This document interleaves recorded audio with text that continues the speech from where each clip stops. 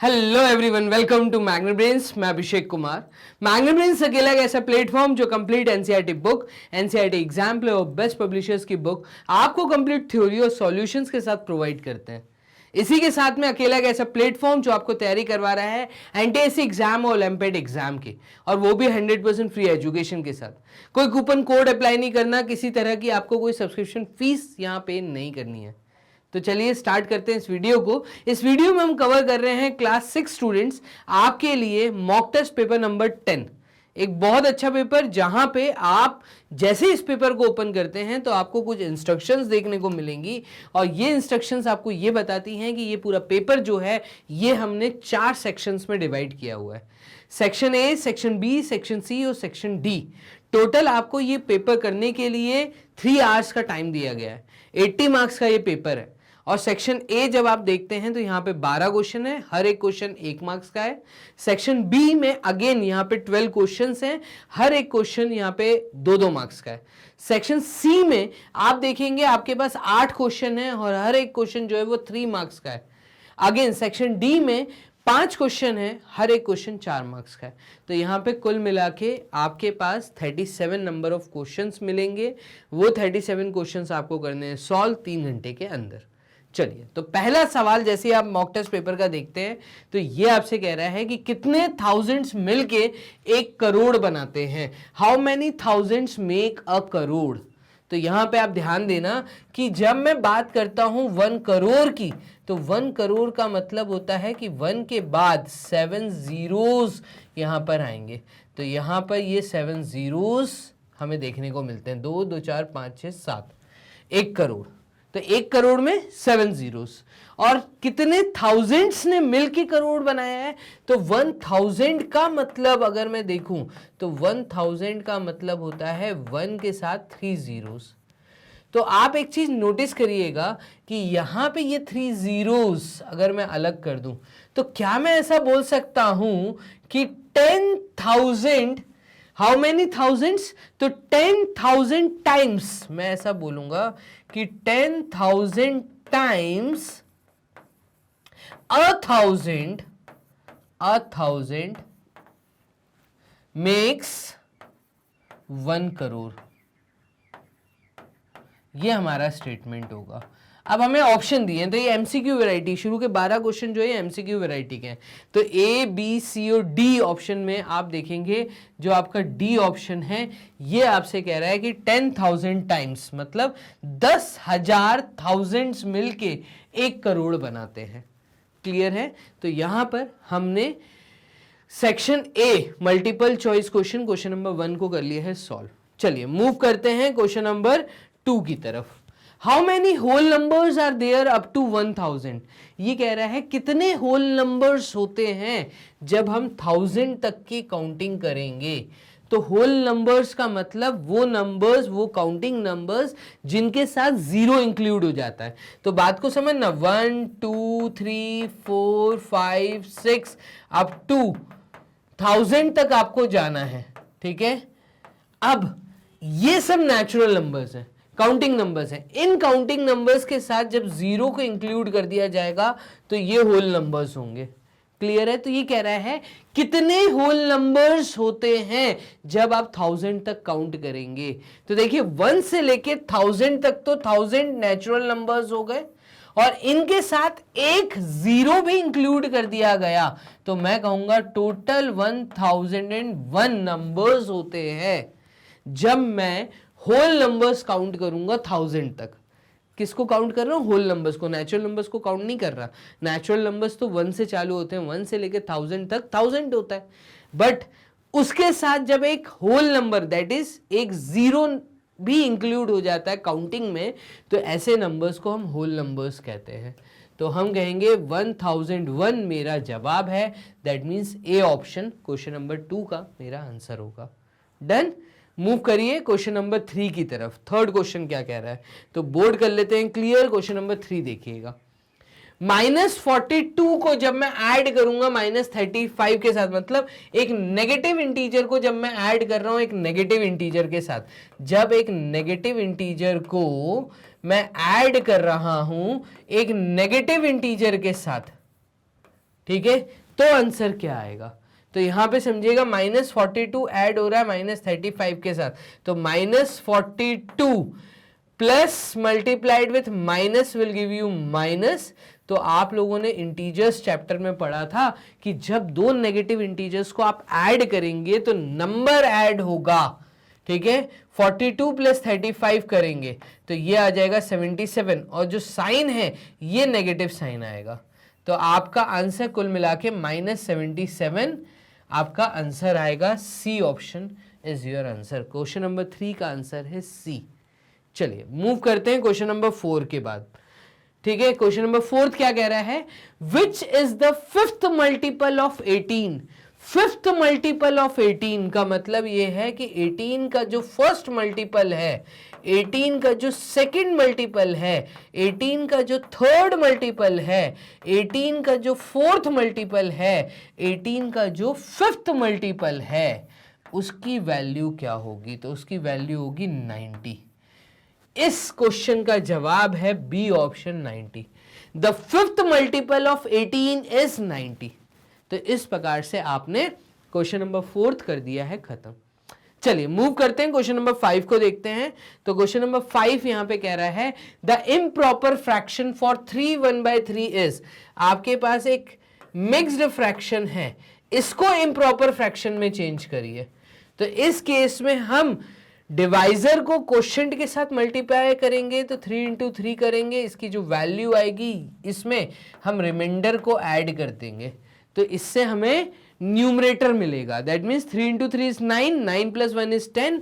तो ये फ्रैक्शन आपका बन जाएगा 10/3। ये आ गया जवाब, क्लियर है? तो 10/3, और ये यहाँ पे ए ऑप्शन। क्वेश्चन नंबर 5 में आंसर ए आएगा। चलिए मूव करते हैं, क्वेश्चन नंबर 6 को देखते हैं। तो क्वेश्चन नंबर 6 कह रहा है द इंग्लिश अल्फाबेट Z, एक Z अल्फाबेट है, इंग्लिश अल्फाबेट, ये आपको किस तरह का कर्व शो कर रहा है? तो ये पॉलीगन नहीं है, देखो स्ट्रेट लाइन है, स्ट्रेट लाइंस मिलके अगर क्लोज्ड फिगर बनाए तो वो पॉलीगन कहलाता है। तो ये पॉलीगन तो नहीं है, ठीक है। अब Z क्या है? अगर मैं यहां से किसी स्ट्रेट लाइन को चालू कर रहा हूं, वो ऐसे आई, ऐसे गई और यहां पे एंड हो गई, दैट मीन्स इसको मैं एक ओपन कर्व कहूंगा। किस टाइप का कर्व है? ये स्ट्रेट लाइंस हैं जहां पे क्लोज नहीं हो रही, स्ट्रेट लाइन एक क्लोज्ड कर्व नहीं बना रही, एक ओपन कर्व बना रही हैं। मैं कहूंगा इसका आंसर है बी ऑप्शन। क्वेश्चन नंबर 6 का आंसर है बी। मूव करिए, क्वेश्चन नंबर 7 को देखिएगा। क्वेश्चन नंबर 7 क्या कह रहा है? ये कह रहा है -2 -5, दैट मीन्स एक नेगेटिव इंटीजर में से आप सब्ट्रैक्ट करिए एक और नेगेटिव इंटीजर को। तो जब भी सब्ट्रैक्शन वाली चीज आती है तो आपको क्या करना है? आपको कुल मिला के जो सब्ट्रैक्शन वाली चीज है उसको कन्वर्ट करना है एडिशन में, और जो ब्रैकेट के अंदर जिस वैल्यू को आप सब्ट्रैक्ट कर रहे हो उसका एडिटिव इनवर्स लिखना है। मतलब -5 का एडिटिव इनवर्स है +5। तो यहां पे आएगा -2 + 5 दैट इज 3। तो यहां पे आंसर आएगा 3, सी ऑप्शन। ये रूल है सब्ट्रैक्शन के लिए, इंटीजर्स का सब्ट्रैक्शन करना। मतलब जब भी सब्ट्रैक्शन का क्वेश्चन आएगा तो आपको सब्ट्रैक्शन को चेंज करना एडिशन में, सब्ट्रैक्शन के बाद जो वैल्यू लिखी है उसका एडिटिव इनवर्स आपको लिखना है। क्लियर? क्वेश्चन नंबर 7 हो गया आपके सामने सॉल्व। मूव करिए क्वेश्चन नंबर 8 की तरफ। क्वेश्चन नंबर 8 क्या कह रहा है? ये कह रहा है आपके पास कुछ पॉजिटिव और कुछ नेगेटिव और कुछ न्यूट्रल इंटीजर्स हम दे रहे हैं। एक दे रहे हैं 3, दूसरा दे रहे हैं -3, फिर हम आपको दे रहे हैं 2, और फिर हम आपको दे रहे हैं 0, फिर हम आपको दे रहे हैं -4। डन। इस तरीके से हमने कुछ पॉजिटिव और कुछ नेगेटिव इंटीजर्स विद 0 आपको दे दिए। तो positive integers, negative integers and neutral integer मैं आपको दे रहा हूं। इनको आप अरेंज करिए। अरेंज करिए किस ऑर्डर में? असेंडिंग ऑर्डर में अरेंज करिए। तो बढ़ता हुआ क्रम क्या कहता है? देखिए बढ़ता हुआ क्रम कह रहा है कि बढ़ता हुआ क्रम मतलब जो सबसे छोटी वैल्यू यहां पे दिख रही है वो है -4, उसके बाद नेक्स्ट है -3, फिर हम नेक्स्ट आएंगे 0 के पास, 0 से हम आगे चलेंगे तो +2 और 2 से आगे चलेंगे तो बड़ा नंबर यहाँ पे +3 दिख रहा है। ये हमने एक असेंडिंग ऑर्डर में अरेंज कर दिया। क्लियर है? Extreme left is the smallest number and extreme right number line के ऊपर बड़ा नंबर होता है। असेंडिंग ऑर्डर में अरेंज करना था, ये हमने असेंडिंग ऑर्डर में अरेंज कर दिया। तो यहाँ पे मेरा आंसर आएगा -4, -3, 0, 2 एंड 3, सी ऑप्शन। ये है मेरा जवाब। क्लियर है? क्वेश्चन नंबर 8 का आंसर है सी ऑप्शन। चलिए मूव करिए, क्वेश्चन नंबर 9 को देखिएगा। क्वेश्चन नंबर 9 क्या कह रहा है, बोर्ड कर लेते हैं क्लियर। क्वेश्चन नंबर 9 कह रहा है कि आपके पास दो मिक्स्ड फ्रैक्शन हैं, इन दोनों मिक्स्ड फ्रैक्शंस को आप ऐड करिए। तो यहां पर एक है आपके पास 5 1/5, इसको आप ऐड करिए किसके साथ, 4 2/5 के साथ, इन दोनों को ऐड करना है। तो 5 1/5 इस मिक्स्ड फ्रैक्शन को मैं फ्रैक्शन में अगर इम्प्रॉपर फ्रैक्शन में चेंज करूं तो ये आ जाएगा 26/5 प्लस ये आ जाएगा 22/5। दोनों का क्योंकि डिनोमिनेटर सेम है तो ऊपर न्यूमरेटर ऐड हो जाएगा और यहां पे ये आएगा 48/5। खत्म चीज। तो हमारा आंसर है 48/5। अब देखो 48/5 को इन्होंने फिर मिक्स फ्रैक्शन में हमें जवाब दिया है। तो यहां पे मिक्स फ्रैक्शन को अगर मिक्स फ्रैक्शन में करना है तो इसका एक तरीका यह है कि आप 5 + 4 होल पार्ट को ऐड करो, फ्रैक्शन पार्ट को ऐड करो। तो 1/5 ऐड होगा 2/5 के साथ, ये हो जाएगा 9 + 3/5। तो जवाब आएगा 9 3/5। इधर आ रहा है 9 3/5 डी ऑप्शन में। तो यहां पे मेरा जवाब आएगा डायरेक्ट 9 3/5। डन है? न्यूमरेटर डिनोमिनेटर से छोटा है, इम्प्रॉपर फ्रैक्शन आया तो improper fraction added with whole part will give you 9 3/5। खत्म चीज। क्लियर है? इस तरीके से हमने क्वेश्चन नंबर 9 को यहां पे कर लिया है सॉल्व। और इम्प्रॉपर फ्रैक्शन में आंसर आएगा 48/5, वही आंसर निकलेगा। 5 × 9 इज 45, 45 + 3 इज 48, 48/5। क्लियर? यहां तो इस तरीके से करिए, यहां इस तरीके से, क्योंकि यहां पे ऑप्शन मिक्स फ्रैक्शन में दिए थे तो आपको फिर मिक्स फ्रैक्शन में कन्वर्ट करना पड़ेगा। डन है? चलिए मुझे कमेंट बॉक्स में भी बताते जाइए यहां तक आप लोगों को मेरी बात समझ आ रही है, हाँ या ना। क्वेश्चन नंबर 9 हो गया है, मूव करिए क्वेश्चन नंबर 10 की तरफ। क्वेश्चन नंबर 10 कह रहा है खाली जगह है, ठीक है, एक फिलिंग इन द ब्लैंक्स का क्वेश्चन है। तो dash passes through any two given point. एक प्लेन के ऊपर अगर मैं आपको कोई भी 2 पॉइंट दे दूं और मैं बोलूं इन दोनों पॉइंट से स्ट्रेट लाइन निकालिए तो कितनी स्ट्रेट लाइन निकलेंगी। तो इस केस में आप नोटिस करना 2 पॉइंट से हमेशा कोई एक ही स्ट्रेट लाइन निकल पाएगी, दूसरी कोई भी स्ट्रेट लाइन नहीं निकलेगी। तो यहां पे आएगा 1 and only 1 line passes through any 2 given point। B option is your answer. कोई भी प्लेन के ऊपर 2 पॉइंट आपको दिए हैं, उस 2 पॉइंट से सिर्फ एक और एक ही लाइन निकल सकती है, दूसरी कोई लाइन नहीं निकलेगी। क्लियर? चलिए मूव करते हैं, क्वेश्चन नंबर 11 को देख लेते हैं। क्वेश्चन नंबर 11 कह रहा है अ राइट एंगल मेजर्स। एक राइट एंगल किसको कहते हैं?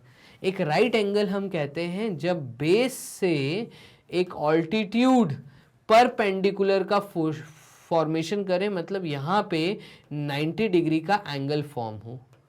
अगर किसी स्ट्रेट लाइन के ऊपर कोई दूसरी लाइन 90 डिग्री का एंगल बना रही है तो इसको राइट एंगल कहते हैं। मैं कहूंगा डी ऑप्शन। क्लियर? चलिए लास्ट क्वेश्चन सेक्शन ए के अंदर, लास्ट क्वेश्चन ये रहा, question number 12। The smallest whole number is. देखो होल नंबर्स किनको कहते हैं? तो सारे काउंटिंग नंबर्स के साथ में जब 0 को भी इंक्लूड कर लिया जाता है तो ऐसे काउंटिंग नंबर्स को हम होल नंबर्स कहते हैं। अगर 0 इंक्लूड नहीं होगा तो नेचुरल नंबर्स होगा, और अगर 0 भी इंक्लूड हो गया तो ये होल नंबर्स कहलाएंगे। तो यहां पे ये कह रहा है जो सबसे छोटा होल नंबर है वो है 0। तो the smallest whole number is 0। Done? इस तरीके से आपने एक एक मार्क्स के 12 क्वेश्चन जो कि सेक्शन ए में दिए थे उसको आपने कर लिया है खत्म। चलिए अब मूव करते हैं क्वेश्चन नंबर 13 की तरफ। क्वेश्चन नंबर 13 क्या कह रहा है, इसको देखिए। ये फिलिंग इन द ब्लैंक्स का क्वेश्चन है। यहाँ पे आपको सिंबल लगाना है, ग्रेटर देन, लेस देन या इक्वल टू का सिंबल लगाना है। आपको 4 सब पार्ट दिए हैं, इसलिए हर एक सब पार्ट में कहूँगा हाफ मार्क्स का है, तो 1 मार्क्स 1 मार्क्स 2 मार्क्स का क्वेश्चन है ये। तो सेक्शन बी में जो पहला सवाल है क्वेश्चन नंबर 13, इसके 4 सब पार्ट हैं, 2 मार्क्स का क्वेश्चन है। चलिए देखिएगा, एक नेगेटिव इंटीजर -9 बड़ा है या -15 बड़ा है।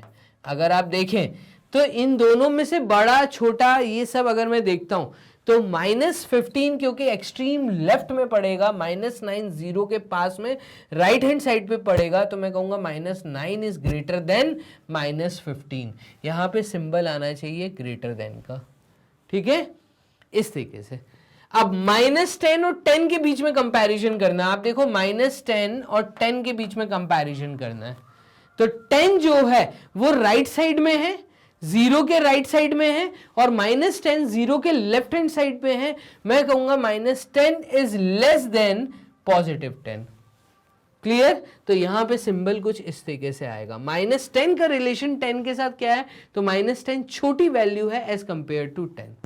चलिए 0 और 3 को अगर मैं देखूं तो 0 0 और 3, तो कॉमन सी बात है 0 छोटा है और +3 बड़ा है, तो सिंबल इस तरीके से आएगा।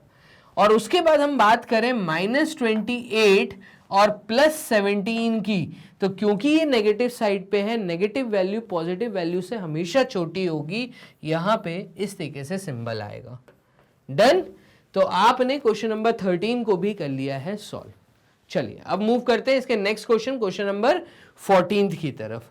बोर्ड कर लेते हैं क्लियर। क्वेश्चन नंबर 14 देखिए, ये कह रहा है name the bigger angle in the pair. आपको 2 पेयर दिए हैं, एक जगह पे आपको कहा है एंगल U, आपको एक जगह बोला है एंगल UVW, और दूसरा पेयर आपको बोला है angle XY and Z। Angle UVW जो है ये 90 डिग्री का एंगल है, और एंगल XYZ ये जो एंगल है ये 49 डिग्री का है। आपसे पूछा है कि इनमें से बड़ा एंगल कौन सा है, तो 90 डिग्री बड़ा एंगल है। मैं कहूंगा 90 degree is bigger than 49 degree, that means angle UVW is greater than angle XYZ। ये आपका जवाब आएगा। 2 मार्क्स का क्वेश्चन था, ड्राइंग बना के आइएगा, ये 2 स्टेटमेंट लिखिएगा, यहाँ पे सॉल्यूशन जो लिखिएगा। क्लियर है? चलिए मूव करते हैं, क्वेश्चन नंबर 15 को देखते हैं। क्वेश्चन नंबर 14 के बाद बोर्ड कर लेते हैं clear. Question number 15, which number is neither prime nor composite. ऐसा कौन सा नंबर है जो प्राइम भी नहीं कहलाएगा, कंपोजिट भी नहीं कहलाएगा। तो मैं आपसे कहूंगा कि यहाँ पे अकेला एक ऐसा नंबर है, वो है 1। तो 1 इज, ये आपने लोगों ने एनसीईआरटी बुक में भी पढ़ा है, मैंने भी थ्योरी लेक्चर में बताया कि 1 is neither prime nor composite. Clear? चलिए मूव करते हैं क्वेश्चन नंबर 16 की तरफ। Next question, question number 16, 2 marks का। Classify the numbers given below into numbers to the left of 0 and to the right of 0 on the number line। आपको ये सारे number दिए हैं, आप ये क्लासिफाई करिए कि 0 के राइट में कौन से नंबर आते हैं, 0 के लेफ्ट में कौन से नंबर आते हैं। इतना आसान सवाल है। चलिए तो देखिए इसको हम कैसे अटेम्प्ट करेंगे, इसको देखिएगा। अब यहाँ पे हम लिखेंगे पहले सॉल्यूशन, तो यहाँ हम लिख लेते हैं सॉल्यूशन, और हमें जो नंबर्स दिए हैं वो लिखना। ठीक है, तो ये सामने लिखे हुए, अभी मैं नहीं लिख रहा। ठीक है, तो ये गिवन इंटीजर्स हैं, ये हम लिख देंगे यहाँ पर। उसके बाद तो हम यहाँ पे लिखेंगे गिवन इंटीजर्स हम लिख देंगे। उसके बाद हम एक नंबर लाइन ड्रॉ करेंगे। इस बात को समझना, देखो नंबर लाइन पे मैं क्या करने वाला हूँ, तो यहाँ पे बेसिकली मैं 0 को मार्किंग करके इधर कंप्लीट पॉजिटिव पार्ट दिखाऊंगा, इधर कंप्लीट नेगेटिव पार्ट दिखाऊंगा। डन? अब 0 का जितना एक्सट्रीम लेफ्ट जाएंगे वैल्यूज जो हैं वो कम होती जाएंगी, मतलब यहाँ पे मैं बोलूँ नेगेटिव वैल्यूज बढ़ती हुई जाएंगी, यहाँ पे पॉजिटिव वैल्यूज बढ़ती जाएंगी। मैक्सिमम वैल्यू इस साइड जाएगी, मिनिमम वैल्यू इस साइड जाती है। तो 0 के बहुत करीब में अगर मैं देखूँ, यहाँ पे 0 के करीब में सबसे पहले पड़ेगा -1, तो ये रहा आपका -1। -1 के बाद, ठीक है, तो 0 तो अभी नहीं दिया था, 0 हमने बना दिया, -1। फिर नेगेटिव इंटीजर कौन कौन से हैं, तो एक -48 है, -95 है, ठीक है, -4 है, और -4 के बाद -100 भी दिख रहा है, -28 भी दिख रहा है, -9 भी दिख रहा है। तो -1 के बाद -2, -3, -4, इधर ही कहीं -4 भी मिल जाएगा। तो -1 के बाद आएगा -4। -4 से थोड़ा और आगे जाऊंगा तो पहले जो नंबर पड़ेगा वो -9 पड़ेगा, -5, -6, -7, -8, -9। -9 के बाद मैं आऊंगा -28 पे, तो -28, ठीक है, और छोटी वैल्यू, उससे छोटी वैल्यू, तो यहाँ पे 28 के बाद हम और अगर आगे जाते हैं तो हमारे पास है यहाँ पे 48, -48, और -48 के बाद -95, -95 के बाद -100, इस तरीके से हम इस साइड जाते जाएंगे। तो देखिए -9 की एंट्री हो चुकी है, -28 की एंट्री हो चुकी है, -4 की एंट्री हो चुकी है, -1 की एंट्री हो चुकी है, -100 की एंट्री हो गई है, -100 के बाद -48 की भी यहाँ एंट्री हो चुकी है, और -95 की भी एंट्री हो चुकी है। तो 1 2 3 4 5 6 7, 1 2 3 4 5 6 7, तो ये पूरा नेगेटिव पार्ट मैंने एंट्री कर दिया। अब 0 के इधर चलता हूं तो कहानी 1 से चालू होती है, तो यहाँ पे पहला +1 पड़ा, तो +1 की हमने एंट्री कर दी। फिर +1 के बाद जो बढ़ती हुई वैल्यू है वो मुझे दिख रही है +5, तो यहाँ पे जैसे जैसे हम +1 के आगे बढ़ेंगे तो ये हमारा आ जाएगा +5। +5 के आगे देखिए, तो +1 की एंट्री हो गई, +5 की हो गई, +81 +65, तो पहले जो पड़ेगा वो पड़ेगा +65, तो यहाँ पे ये आ जाएगी +65, और +65 के बाद यहाँ पे आएगा +72, तो यहाँ पे +72, और +72 के बाद यहाँ पर ये जो है +81, तो यहाँ पे +81। इस तरीके से ये पूरा नेगेटिव साइड, ये पूरा पॉजिटिव साइड। अब हमसे क्वेश्चन में क्या बोला था, classify the numbers given below into numbers to the left of 0 and to the right of 0 on the number line. तो मैं यहां पे स्टेटमेंट लिखूंगा, पहला स्टेटमेंट मेरा आएगा numbers to the left of 0, numbers to the left of 0, numbers to the left of 0। अब 0 के लेफ्ट की अगर मैं बात करूं तो 0 के लेफ्ट में आप देखिएगा यहाँ पर है -1, -4, -9, फिर उसके बाद -28, -28 के बाद -48, -48 के बाद -95, और देन -100, सबसे छोटी वैल्यू। तो ये मैं बोलूंगा ये डिसेंडिंग वैल्यू में लिख रहा हूं, बड़ी वैल्यू आगे और छोटी वैल्यू लास्ट में। डन। तो ये टू द लेफ्ट ऑफ 0 सारे नंबर्स हमें दिख रहे हैं, और नंबर्स टू द राइट अगर मैं चाहता हूं तो देखिएगा numbers to the right of 0, right of 0 के अगर मैं मूवमेंट करता हूं तो राइट ऑफ 0 के केस में यहां पे हम कहेंगे कि +1, देखिएगा +1, +5, देन उसके बाद +65, देन उसके बाद +72, और देन +81। तो ये मैंने सारे इंटीजर्स लिख दिए हैं, to the left of 0, to the right of 0, जो दिए थे उन्हीं को मैंने यहाँ पे स्टेटमेंट फॉर्म में लिख दिया। 2 मार्क्स के क्वेश्चन में एक नंबर लाइन और ये 2 स्टेटमेंट आपको लिख कर आना है, दैट्स ऑल। क्वेश्चन नंबर 16 के बाद आप मूव करिए, क्वेश्चन नंबर 17 को देखिए। How many exterior angles does a triangle have in all? तो लेट अ ट्राइंगल ABC, मैं यहाँ पे एक ट्राइंगल बना रहा हूँ ABC। अब इस ट्राइंगल के एक्सटीरियर एंगल्स की बात हो रही है। तो एक ट्राइंगल में एक्सटीरियर एंगल्स हम कब बोलते हैं? जब उसकी साइड्स को हम बाहर की तरफ बढ़ा दें, ठीक है। जैसे ये लाइन अगर मैं इस साइड बढ़ा रहा हूं तो एंटी क्लॉकवाइज अगर मैं चलता हूं तो ये वाली लाइन इस साइड बाहर में बढ़ जाएगी, फिर ये वाली लाइन इस साइड बाहर में बढ़ जाएगी। क्लियर है? तो यहां पे अगर ये वर्टेक्स है A, ये वर्टेक्स है B और ये वर्टेक्स है C, मैं ऐसा बोल देता हूं, तो यहाँ पे आप नोटिस करिएगा ये जो बाहर की तरफ मैंने बढ़ाया है, तो यहाँ पे मैं X मार्किंग कर रहा हूँ, यहाँ पे मैं Y मार्किंग कर रहा हूँ और यहाँ पे मैं Z की मार्किंग कर रहा हूँ। अब आप यहाँ पे नोटिस करेंगे कि एंगल कौन कौन से बन रहे हैं। तो एक्सटीरियर में बनने वाले एंगल देखिएगा, एक्सटीरियर में बनने वाला एंगल अगर मैं वर्टेक्स ए से कहानी चालू करता हूं तो पहला एंगल तो मुझे दिख रहा है बी ए वाई, एंगल बी ए वाई, डन। और इसी के साथ में एडजेसेंट एंगल ये भी एक्सटीरियर है, तो एंगल वाई ए सी, एंगल वाई ए सी, दो एंगल्स इस वर्टेक्स पे एक्सटीरियर मिलेंगे, डन। इस वर्टेक्स पे अगेन दो एंगल मिलेंगे, angle A B Z, angle A B Z, ठीक है, ये वाला एंगल पूरा, और फिर angle Z B C, angle Z B C, ये वाला angle, done, exterior angle.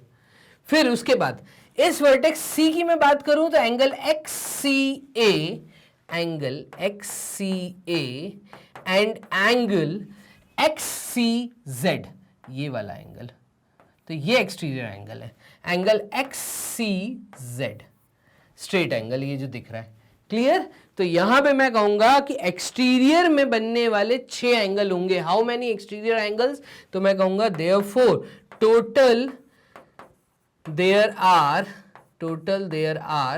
6 exterior angles in a triangle, angles in a triangle, 3 interior होते हैं, 6 एक्सटीरियर होते हैं, डन। तो इस तरीके से आपने फाइनली क्वेश्चन नंबर 17 को कर लिया है सॉल्व। चलिए मूव करते हैं क्वेश्चन नंबर 18 की तरफ। 18 क्या कह रहा है, तो विच इज ग्रेटर, ये बड़ा है या ये बड़ा है। तो देखिए यहां पे लिखिए आप सॉल्यूशन और इनका प्लेस वैल्यू चार्ट बनाइए। कौन सा चार्ट बनाना है, प्लेस वैल्यू चार्ट। तो विच इज ग्रेटर, आप देखेंगे इसमें से कौन सा बड़ा है, तो हमेशा आगे से चालू करिए। देखिए यहाँ पे भी 7 है, यहाँ पे भी 7 है, यहाँ पे भी 8 है, यहाँ पे भी 8 है, यहाँ पे भी 7 है, यहाँ पे भी 7 है, यहाँ पे 7 के बाद 1 है, ठीक है, यहाँ पे 7 के बाद 2 है। नंबर ऑफ डिजिट्स अगर मैं काउंट करता हूं तो 1 2 3 4 5 6 7 8, 1 2 3 4 5 6 7 8। तो यहाँ पे अगर मैं 8 कॉलम्स बना दूं तो आप नोटिस करिएगा इनको प्लेस वैल्यू कॉलम्स कहते हैं, ठीक है। 1 2 3 4 5 6 7 और ये 8, डन। और यहाँ पे जो सबसे पीछे वाली डिजिट है उसको हम कहते हैं ones digit. Ones digit, ones digit के बगल में आता है टेंस डिजिट, टेंस डिजिट के बगल में आता है हंड्रेड्स डिजिट, हंड्रेड्स के बगल में आता है थाउजेंड्स डिजिट, और थाउजेंड्स के बगल में आता है 10,000, डन। और 10,000 के बगल में आता है लाख, ठीक है। फिर यहां पे आता है आपका 10 लाख, और 10 लाख के आगे फिर यहां पे आप देखेंगे कि कितने डिजिट्स हैं। तो यहां पे टोटल 1 2 3, तो 1 2 3 4 5 6 7, फिर आपका आ जाता है करोर्स, यहां से फिर आपके करोर्स चालू होते हैं, डन। तो देखिएगा अगर मैं इस नंबर की बात करूं, कौन से नंबर की बात करूं, तो यहाँ पे सबसे पहले मैं नंबर की बात कर रहा हूँ 7 8 7 1 2 3 5 4, इन सब की एंट्री कर देते हैं यहाँ पे। तो ये आ जाएगा 7 8 7 1 2 3 5 4, ठीक है। और दूसरे नंबर की अगर मैं बात करूं तो यहाँ पे जो दूसरा नंबर मुझे दिख रहा है वो है 7 8 7 2 1 1 2 4। तो यहाँ पे हम कहेंगे 7 8 7 2 1 1 2 4, मतलब नंबर ऑफ डिजिट सेम है, ठीक है। तो अब हम करोर्स वाली डिजिट से चालू करते हैं। यहाँ पे 7, यहाँ पे 7, यहाँ पे 8, यहाँ पे 8, यहाँ पे 7, यहाँ पे 7, यहाँ पे 1, यहाँ 2, तो ये ग्रेटर है 1 और 2 में, ये बड़ा है। दैट मीन्स मैं कहूंगा ये नंबर पूरा जो नीचे लिखा है ये बड़ा नंबर है। तो प्लेस वैल्यू देख के आप बड़ा छोटा बता सकते हैं, डन। तो यहां पे हम कहेंगे 7 8 7 1 2 3 5 4, एक नंबर हमें ये दिया था, दूसरा नंबर हमें दिया था 7 8 7 2 1 1 2 4। तो मैं कहूंगा this number is greater as compare to this number, clear. तो यहां पे प्लेस वैल्यू चार्ट बनाएंगे, प्लेस वैल्यू चार्ट के बाद आप इस तरीके से इसका कंपैरिजन करेंगे, खत्म कहानी, डन। क्वेश्चन नंबर 18 के बाद सेक्शन बी में क्वेश्चन नंबर 19 को देखिए। क्वेश्चन नंबर 19 क्या कह रहा है, तो ये कह रहा है शिल्पी बॉट 2/5 kg ऑफ शुगर। शिल्पी कितनी शक्कर लेकर आई है, तो 2/5 kg ऑफ शुगर लाई है, एंड 1/3 kg ऑफ राइस लेकर आई है, चावल भी लाई है और शक्कर भी लाई है। What was the total weight of ingredients bought by Shilpi. Total weight वो कितना कैरी करके लेकर आई, तो मैं कहूंगा यहां पे आप लिखिए सॉल्यूशन, क्योंकि ये एक वर्ड प्रॉब्लम है, ठीक है, क्योंकि ये एक वर्ड प्रॉब्लम है, तो यहां पे हम कहेंगे शिल्पी बॉट शुगर ऑफ वेट कितना वेट है, तो ऑफ वेट 2/5 kg, डन। इतना ये शुगर लेकर आई। फिर उसके बाद यहां पे हमें बोला है कि Shilpi also bought rice of weight. उस राइस का वेट कितना है, तो राइस का वेट है आपका 1/3 kg। देखो यूनिट सेम है, kg एंड kg, तो टोटल वेट उसने कितना कैरी किया, तो therefore total wait is equals to sum of this two, weight of sugar and weight of rice, मतलब 2/5 को हम ऐड करेंगे 1/3 के साथ। तो जब हम 2/5 को ऐड करेंगे 1/3 के साथ, तो हम यहाँ पे डिनोमिनेटर्स का एलसीएम लेंगे। LCM of 5 and 3 is 15, done. अभी यहाँ पे ये आ जाएगा 2/5, 5 को क्योंकि 15 बनाना था तो 3 का मल्टीप्लीकेशन, ऊपर नीचे इक्विवेलेंट फ्रैक्शन हो गया, प्लस ये होगा 1/3, 3 को क्योंकि 15 बनाना है तो यहाँ पे 5 का मल्टीप्लीकेशन और ऊपर भी 5 का multiplication. 2 into 3 is 6, 6/15 added with ये आ जाएगा 5/15, डन। और यहां पे टोटल वेट जो निकल के आएगा वो पूरी चीज केजी में निकल के आएगी, क्लियर है। तो ये पूरी चीज एक केजी में निकल के आएगी और इसकी वैल्यू आएगी, देखो जब डिनोमिनेटर सेम हो गया तो न्यूमरेटर ऐड कर दो, तो 11/15 is your answer. 11/15 kg is the total weight, therefore total weight is equals to, ये आ जाएगा 11/15 kg, तो ये आ गया 11/15 kg, ये है टोटल वेट, डन। अब मूव करते हैं क्वेश्चन नंबर 20 की तरफ। तो सेक्शन बी में क्वेश्चन नंबर 20 बोर्ड कर लेते हैं क्लियर। क्वेश्चन नंबर 20 कह रहा है right the opposite of each of the following. In statements का अपोजिट स्टेटमेंट लिखिए, खत्म। तो यहां पे हम लिखेंगे सॉल्यूशन, ठीक है, और ए पार्ट में हमसे जो बोला है उसका अपोजिट, तो going 6 metre to the east, east में 6 मीटर, इसका अपोजिट है तो going to 6 metre to west. मैं बोलूंगा इस स्टेटमेंट का अपोजिट स्टेटमेंट आएगा going 6 metre to the west, east का अपोजिट है वेस्ट, डन। चलिए B option, a deposit of ₹100, पैसे को जमा करना, इसका अपोजिट है पैसे को निकालना, तो अ डिपॉजिट ऑफ ₹100, तो अ विड्रॉवल ऑफ रुपीज, कितना रुपीज, तो ₹100, अ विड्रॉवल ऑफ ₹100।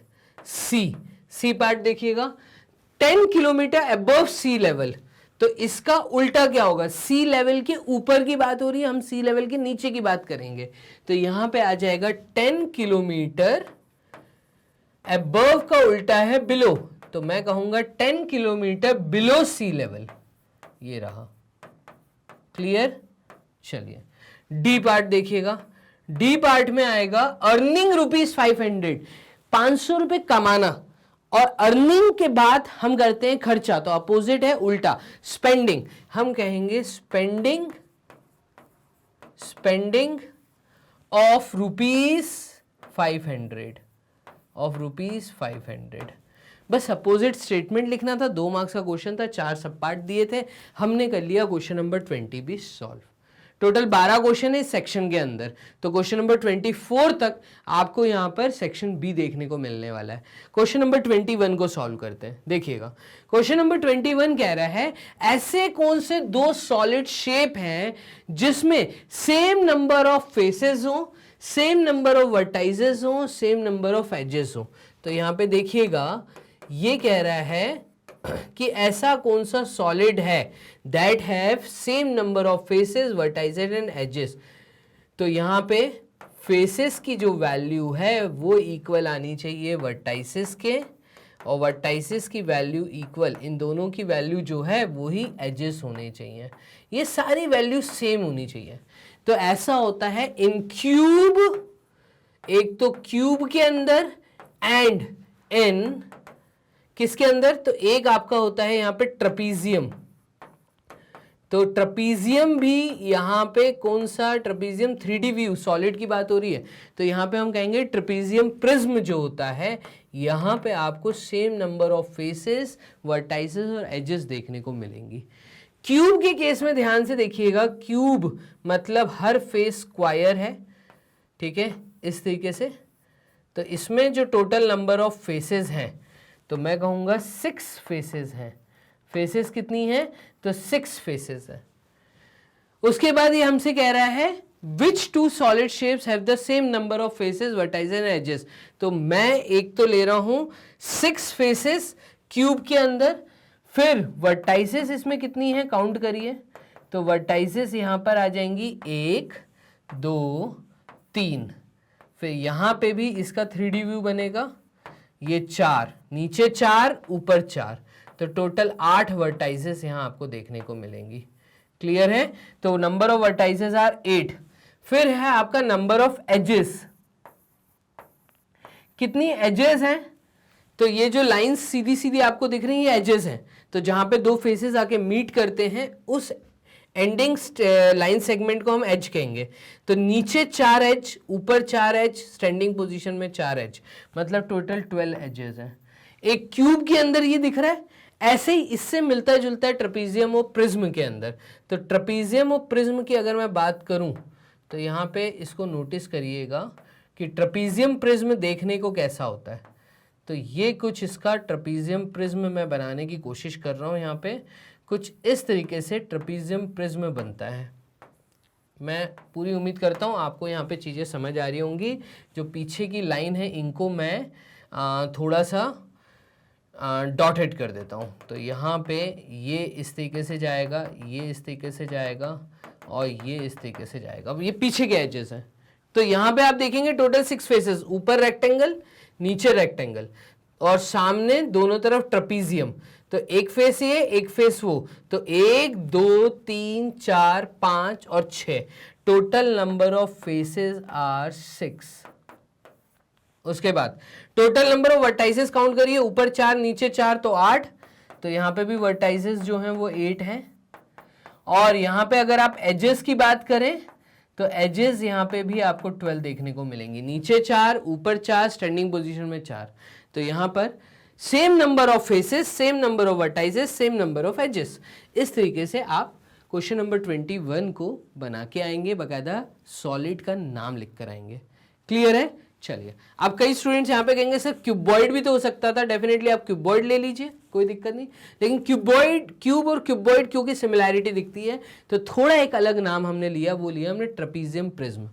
ठीक है, चलिए क्वेश्चन नंबर 21 के बाद क्वेश्चन नंबर 22 को देखिएगा। एक डिविजिबिलिटी टेस्ट करिए, तो use the divisibility test to determine whether the number 1258 is divisible by 6। अब देखो क्या ये नंबर 6 से डिविजिबल है, इसके लिए जो डिविजिबिलिटी टेस्ट है वो क्या कहता है। तो डिविजिबिलिटी टेस्ट कहता है जिस भी नंबर की डिविजिबिलिटी को चेक करना है उस नंबर के फैक्टर्स को देखिए। तो यहां पे हम कहेंगे, सबसे पहले लिखेंगे हम सॉल्यूशन। पहला स्टेटमेंट यहां पे आएगा द फैक्टर्स ऑफ 6। तो फैक्टर्स ऑफ 6 अगर मैं देखूं तो यहां पे 2 फैक्टर्स मैं पकड़ता हूं, 3 into 2। डन, ये दोनों फैक्टर्स हैं। तो 3 की डिविजिबिलिटी क्या बोलती है? तो सबसे पहले हम चेक कर लेते हैं 3 की डिविजिबिलिटी।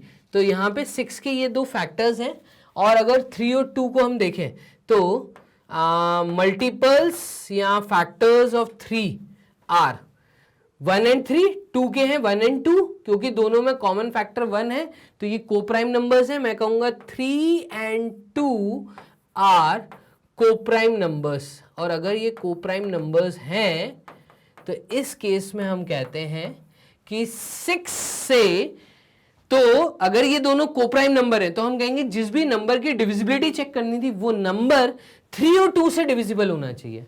अगर ये नंबर 3 और 2 से डिविजिबल है, एक कोप्राइम नंबर से डिविजिबल है, अगर इस पेयर से डिविजिबल है, तो इन दोनों के मल्टीप्लिकेशन 6 से भी डिविजिबल होगा। तो मैं कहूंगा therefore 1 2 5 8 has ones place as 8, उसकी जो वंस प्लेस है वो 8 है, and it is an even digit, ये एक इवन डिजिट है। तो comma it is divisible by 2, it is divisible by, ये जो है ये 2 से डिविजिबल है, इट इज डिविजिबल बाय 2। अब हमें 3 की डिविजिबिलिटी चेक करनी है। तो 1 2 5 8 has 1 2 and 5 and 8 as digits। इस नंबर में ये digits हैं। sum is equals to 1 plus 2 plus 5 plus 8, तो यहाँ पे 3 plus 5 8, 8 plus 8 is 16। तो यहाँ पे हम कहेंगे क्योंकि 16 से यहाँ पे 3 डिविजिबल, मतलब 3 से 16 डिविजिबल नहीं है, क्योंकि 16 3 के टेबल में नहीं आता। तो मैं कहूँगा 1 2 5 8 has 1 2 5 8 as digits, sum is 16, तो therefore 16 is not divisible, 16 is not divisible by 3। तो क्योंकि ये 3 से डिविजिबल नहीं है, अंडरलाइन कर दो, not divisible by 3, divisible by 2। तो therefore 1 2 5 8 is not divisible by 6। देखो अगर 6 की डिविजिबिलिटी चेक करनी है तो 6 के फैक्टर्स को देखो, फैक्टर अगर कोप्राइम फैक्टर्स मिल जाते हैं तो दिया हुआ नंबर आपको उन कोप्राइम पेयर्स के साथ में चेक करना है। अगर उन कोप्राइम पेयर्स के साथ वो नंबर डिविजिबल है तो वो नंबर फाइनली 6 से भी डिविजिबल होगा। क्लियर, ये है डिविजिबिलिटी रूल। क्वेश्चन नंबर 22 हो गया यहाँ खत्म। मूव करते हैं क्वेश्चन नंबर 23 की तरफ। तो 23rd क्वेश्चन देखिए, last year Meenu grew up by 3/5 of an inch and her brother grew by 2/5 of an inch. How much more did Meenu grow than her brother? दो भाई बहन हैं, दोनों की हाइट बढ़ रही है, छोटे हैं, धीरे धीरे हाइट बढ़ रही है एज के साथ। तो मीनू की जो हाइट है वो 3/5 बड़ी है और बढ़ गई, मतलब जो थी उससे बढ़ गई, और उसकी भाई की जो हाइट बड़ी है वो 2/5 है। तो आप बताइए कि मीनू कितनी ज्यादा बड़ी हो गई अपने भाई के कंपैरिजन में। तो यहां पे बेसिकली डिफरेंस निकालना है, ये बोल रहा है। देखो यहां पे हम लिखेंगे सॉल्यूशन और इसके आगे हम स्टेटमेंट लिखेंगे जो हमें दिया है। तो Meenu grew by 3/5 of inch, done. और उसका ब्रदर जो है, brother of Meenu grew by 2/5 of inch, ये स्टेटमेंट दिए। तो मैं बोलता हूं कि उसका कितना फ्रैक्शन हाइट बढ़ी, 3/5 फ्रैक्शन बढ़ी, इसकी कितनी बढ़ी, 2/5 फ्रैक्शन बढ़ी। तो देयरफॉर डिफरेंस कितना है, तो डिफरेंस कितना है, देखो दोनों के डिनोमिनेटर क्योंकि 5 थे और न्यूमरेटर देख के मैं बड़ा छोटा बता सकता हूं, तो 3/5 बड़ा है, तो मीनू की हाइट ज्यादा तेजी से बढ़ी है। तो मैं कहूंगा डिफरेंस 3/5 वैल्यू बड़ी है और 2/5 छोटी है। तो इन दोनों का डिफरेंस जब निकालूंगा तो ये आएगा 1/5। मैं कहूंगा मीनू grew 1/5 more, ठीक है, देन हर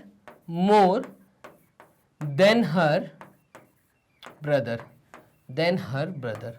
वो अपने भाई से कितना ज्यादा बढ़ गई, अपने भाई से कंपेयर हो रहा है। तो भाई से कंपैरिजन करना मतलब सब्ट्रैक्ट करनी है, बड़ी वैल्यू माइनस छोटी वैल्यू, 1/5 हाइट बढ़ गई, ज्यादा बड़ी है भाई के कंपैरिजन में, 1/5 ज्यादा तेजी से हाइट बढ़ी है। क्लियर है?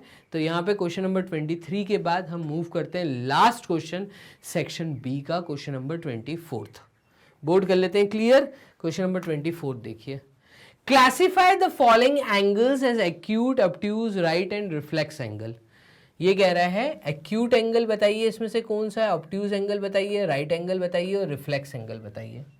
एक्यूट एंगल का मतलब है जो 90 डिग्री से छोटा एंगल है, ऑब्ट्यूज एंगल का मतलब है जो 90 डिग्री से बड़ा एंगल है, राइट एंगल का मतलब है जो एंगल 90 डिग्री है, और रिफ्लेक्स एंगल का मतलब है जो एंगल 180 डिग्री से बड़ा है। डन?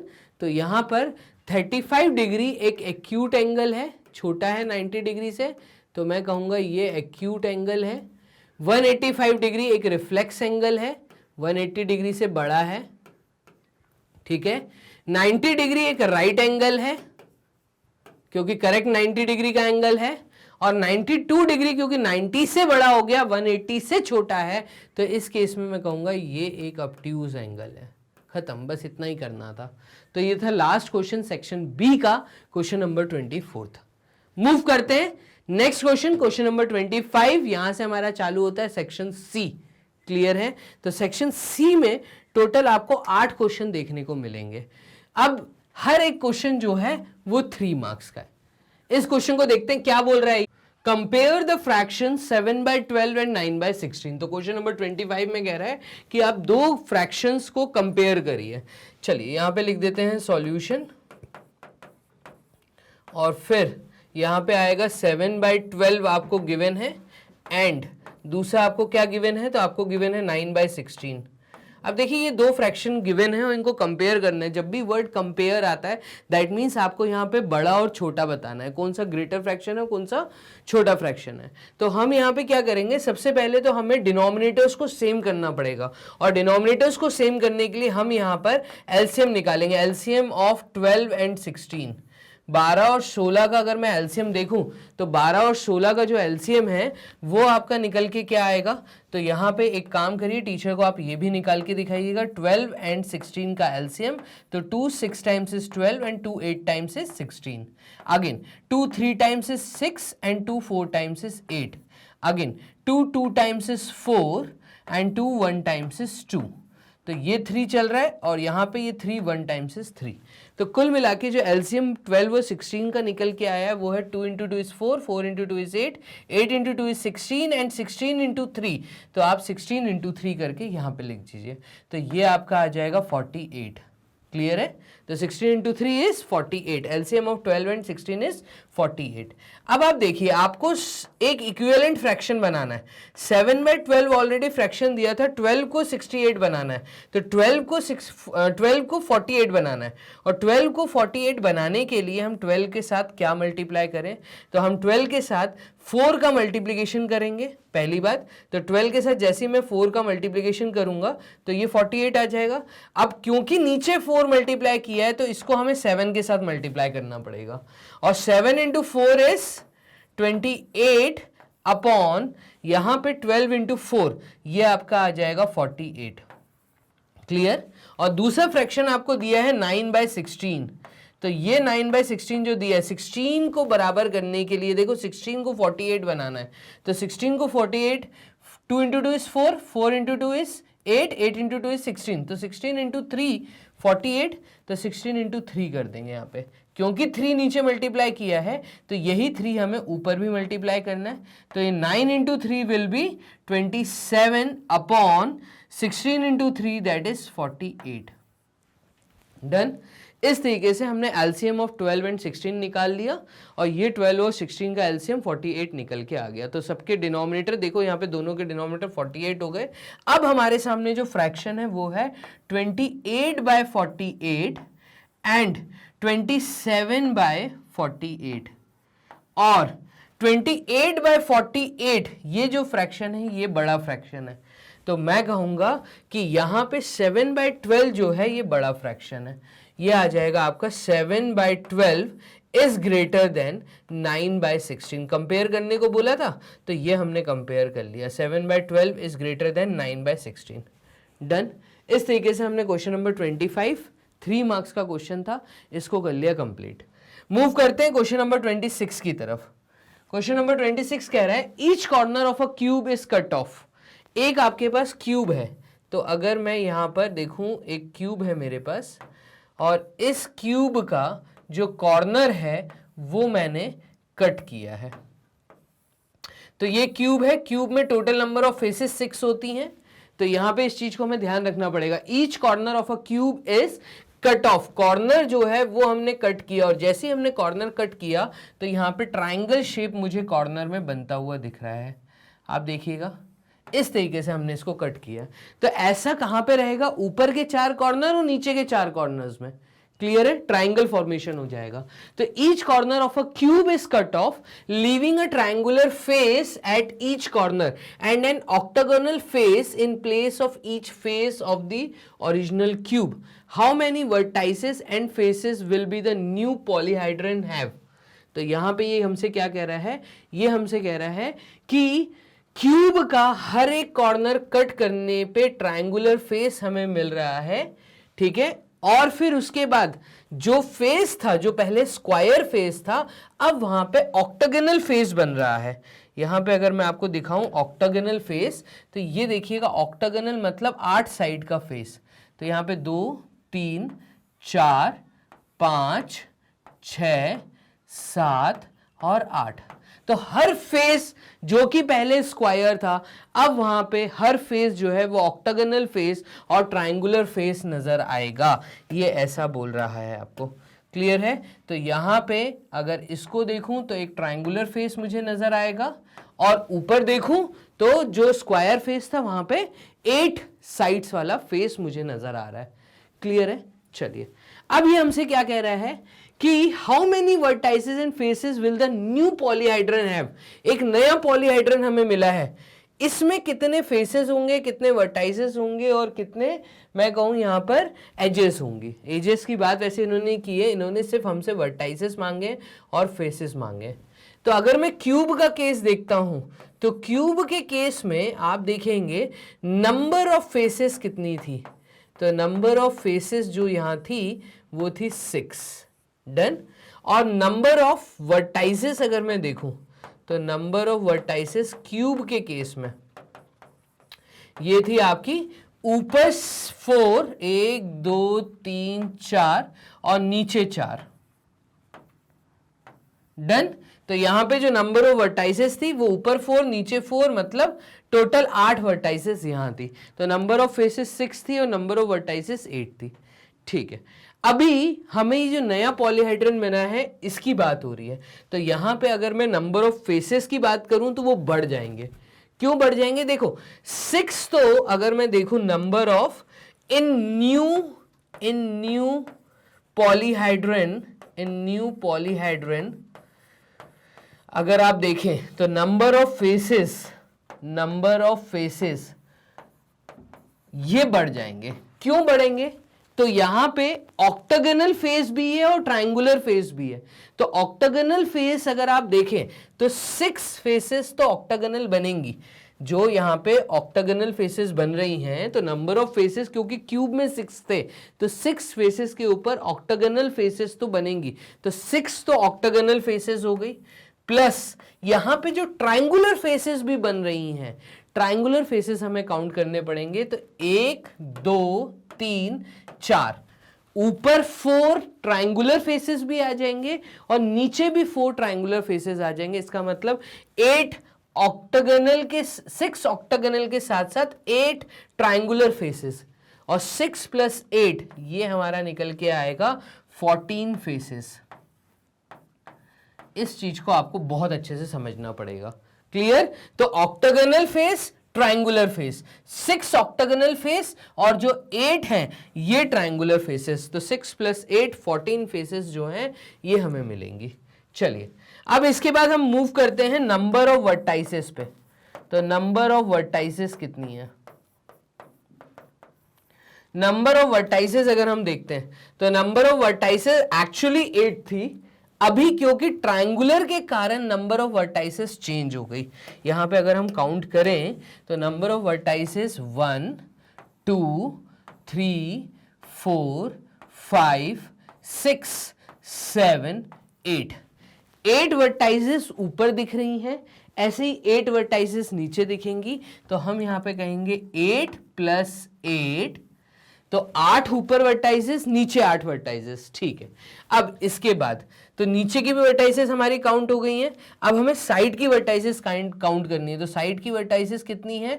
तो 1 और 2 ये काउंटेबल नहीं हुई है, हमें ये काउंट करनी पड़ेंगी। और इसको काउंट करने के लिए देखिए 2 यहां पर है, तो ऐसे कितने एजेस हैं? तो 1 2 1 2, फिर उसके बाद यहां पर 3 4, तो 1 2 फिर 3 और 4, 4 यहां 4 नीचे 8, तो 8 ये भी आएंगे। ये क्या आया है इस चीज को समझना। ऊपर 8 वर्टाइसेस हैं, नीचे 8 वर्टाइसेस है, वो हो गई खत्म। अब ये वाली वर्टाइस अगर मैं पकड़ूं तो ऐसी वर्टाइसेस एक इस फेस पे, एक इस फेस पे, एक इस फेस पे, एक इस फेस पे। तो यहां पर 1 2 3 4, तो 4 यहां पर हैं, तो 4 इसके अपोजिट में भी होंगी। तो यहां पे टोटल 8 वर्टाइसेस, 3 × 8 = 24। मैं कहूंगा नंबर ऑफ वर्टाइसेस जो हैं वो 24 है। तो यहाँ पे 14 फेसेस और 24 वर्टाइसेस, इस तरीके से हमें काउंट करके यहाँ पर बतानी है। क्लियर है? तो यहाँ पे क्वेश्चन नंबर 26 आपका हो गया खत्म। बस यही हमें बताना था, 3 मार्क्स का क्वेश्चन था। मूव करते हैं क्वेश्चन नंबर 27 की तरफ। 3 boys step off together from the same spot. Their steps measure 63 centimeter, 70 centimeter and 77 centimeter respectively.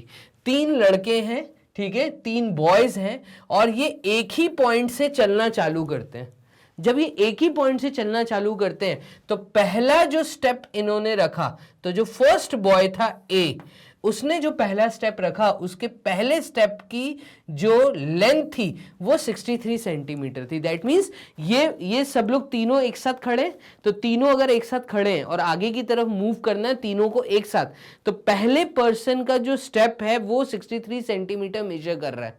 दूसरे पर्सन का जो स्टेप है वो इससे थोड़ा सा बड़ा है और वो मेजर कर रहा है 70 सेंटीमीटर। और जो तीसरा लड़का था उसका स्टेप और बड़ा है, उसके स्टेप की जो लेंथ है वो 77 सेंटीमीटर है। अब इन लोगों को एक ही डिस्टेंस क्रॉस करना है, इससे यहां तक जाना है, ठीक है। ए पॉइंट से मैं कहूं बी पॉइंट की तरफ तीनों को मूव करना है। अगर क्वेश्चन ऐसा है, ये बोल रहा है there steps major 63, 70, 77 respectively, what is the minimum distance each should cover so that all can cover the distance in complete steps। ठीक है, यहाँ पे जो नंबर ऑफ स्टेप्स होंगे, अगर वो सबके कंप्लीट स्टेप्स होंगे, हाफ स्टेप या 1/3 स्टेप ना मानते हुए एक कंप्लीट स्टेप माने कि पहले पर्सन ने 63 सेंटीमीटर के बहुत सारे स्टेप लिए, ऐसे दूसरे पर्सन ने 70 सेंटीमीटर के बहुत सारे स्टेप लिए, तीसरे बंदे ने 77 सेंटीमीटर के बहुत सारे स्टेप लिए। तो what is the minimum distance? एक मिनिमम डिस्टेंस बताइए। Each should cover so that all can cover the distance in complete steps. Minimum कितना डिस्टेंस होगा जो ये लोग कंप्लीट स्टेप्स में कवर कर लेंगे। क्लियर? तो मिनिमम वर्ड जब भी आता है यहां पे हमें एलसीएम कैलकुलेट करना है। देखिए मैं क्या बोलना चाह रहा हूं, अगर मैं यहां पर आपको बताऊं सॉल्यूशन लिख के, तो इस क्वेश्चन को करने का तरीका देखिए। तो 3 boy step of together from the same spot. तो फर्स्ट बॉय का आपको डाटा गिवन है, first boy step length is 63 centimeter. Then second boy step length is 70 centimeter and third boy step length is कितना है? तो second boy का जो step length है वो है 77 सेंटीमीटर। क्लियर है? अब तीनों के स्टेप लेंथ आपको दिए हुए, इन तीनों का एलसीएम निकालिए। मिनिमम बात की, अगर आपसे मैक्सिमम लेंथ की बात करते या मैक्सिमम वर्ड यूज होता तो उस समय हमें हाईएस्ट कॉमन फैक्टर निकालना होता। इस केस में वर्ड मिनिमम यूज किया है तो हम एलसीएम निकालेंगे। Lowest common multiple of 63, 70 and 77 ये हमें कैलकुलेट करना है। तो ये हमारी वैल्यू आएगी 63, 70 एंड 77। तो देखिए सबसे पहले तो ये 7 से ही मुझे डिवाइड होता हुआ दिख रहा है। क्लियर? तो यहाँ पे पहले तो 7 से कर लेते हैं। 7 9 times, 7 10 times and 7 11 times. Again यहाँ पे हमें ये 2 भी दिख रहा है तो ये 9, 2 5 टाइम्स 10 एंड 11। फिर हमें यहाँ पे 3 भी दिख रहा है तो 3 3 टाइम्स 9, 5 एंड 11। फिर हमें अगेन यहाँ पे 3 दिख रहा है, 3 1 टाइम्स 5 एंड 11। और फिर उसके बाद हमें एक 5 फैक्टर दिख रहा है और हमें एक 11 दिख रहा है। तो यहाँ पे हम कहेंगे 5 1 टाइम्स एंड 11 1 टाइम्स। खत्म? तो यहाँ पे एलसीएम ऑफ 63, 70 एंड 77 अगर हम देखें तो ये हमारा आ रहा है 7 multiplied with 2 multiplied with 3 multiplied with 3 done, multiplied with 5 multiplied with 11। अगर हम इस चीज को देखें तो ये वैल्यू हमारी निकल के आएगी 2 इंटू 3 इज 6 या 2 इंटू 9 इज 18। तो इस पूरे का आ गया 18 और 5 इंटू 11 इज 55। तो 55, 18 एंड 7 इसका मल्टीप्लिकेशन कर दीजिए। चलिए देखिएगा 55 से अगर मैं 18 का मल्टीप्लिकेशन करता हूं तो 5 8 टाइम्स होता है 40। अगेन ये होगा 44 क्रॉस 1 5 टाइम्स 1 5 टाइम्स। तो ये 0, ये 9, ये 9। तो यहाँ पे आ जाएगा 990 मल्टीप्लाइड विथ 7। तो ये आपकी वैल्यू आ जाएगी 7 0 times 7 9 times 63। Again 6 7 9 times is 63 और प्लस 6 तो 69। मैं ऐसा बोलूंगा कि 6930 वो मिनिमम डिस्टेंस होगा सेंटीमीटर्स में जो ये एक साथ कवर करेंगे। ये आपको यहाँ पे समझना पड़ेगा। क्लियर है? तो इन्होंने यही हमसे पूछा था what is the minimum distance each should cover so that all can cover the distance in complete steps. तो हम कह रहे हैं कि 6930 centimetre is the minimum distance all should cover in complete steps।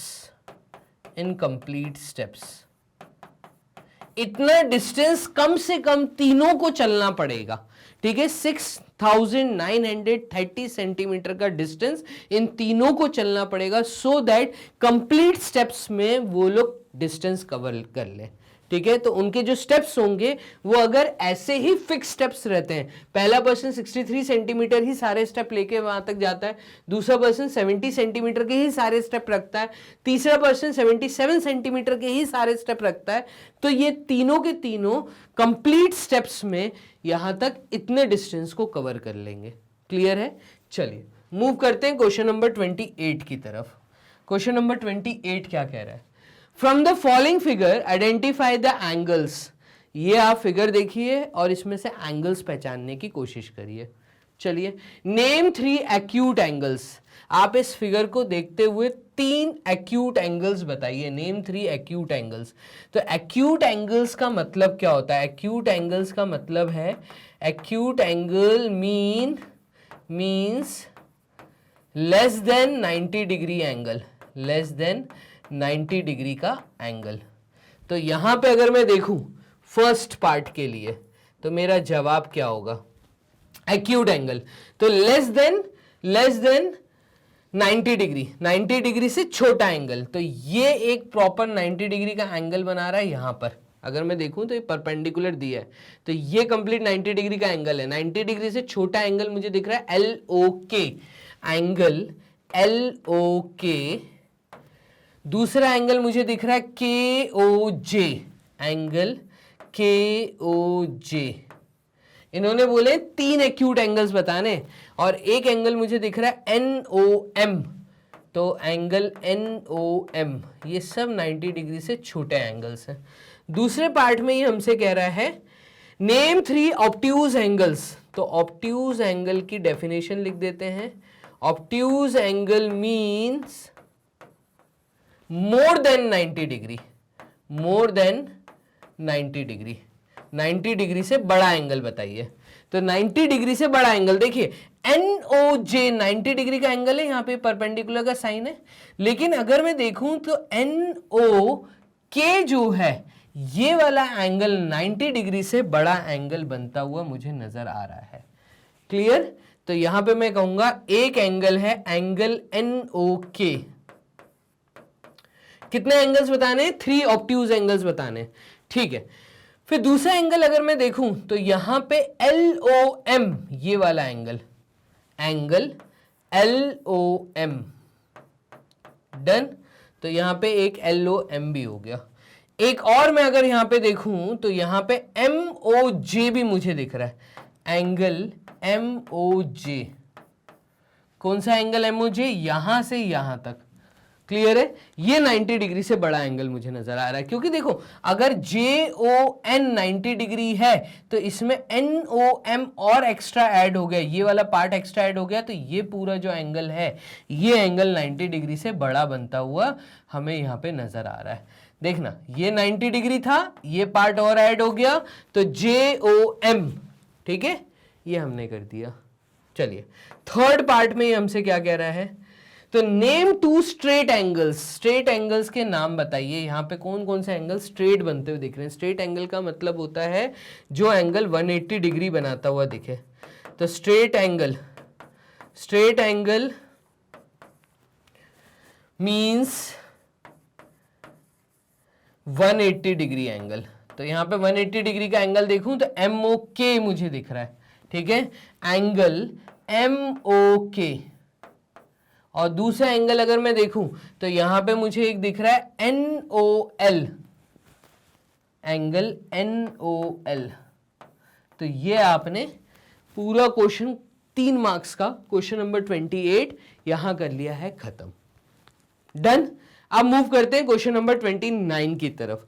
Question number 29 देखिएगा, ये कह रहा है from 300 feet below sea level, 300 feet sea level के नीचे। अगर मैं बोलता हूं ये सी लेवल है तो इससे 300 फीट नीचे, यहां पे अगर मैं एक A पॉइंट मार्क कर दूं, ठीक है, ये आपसे क्या कहना चाह रहा है कि from 300 feet below sea level के नीचे 300 फीट अगर मैं जाता हूं तो rocket took off in his helicopter and ascended 900 feet.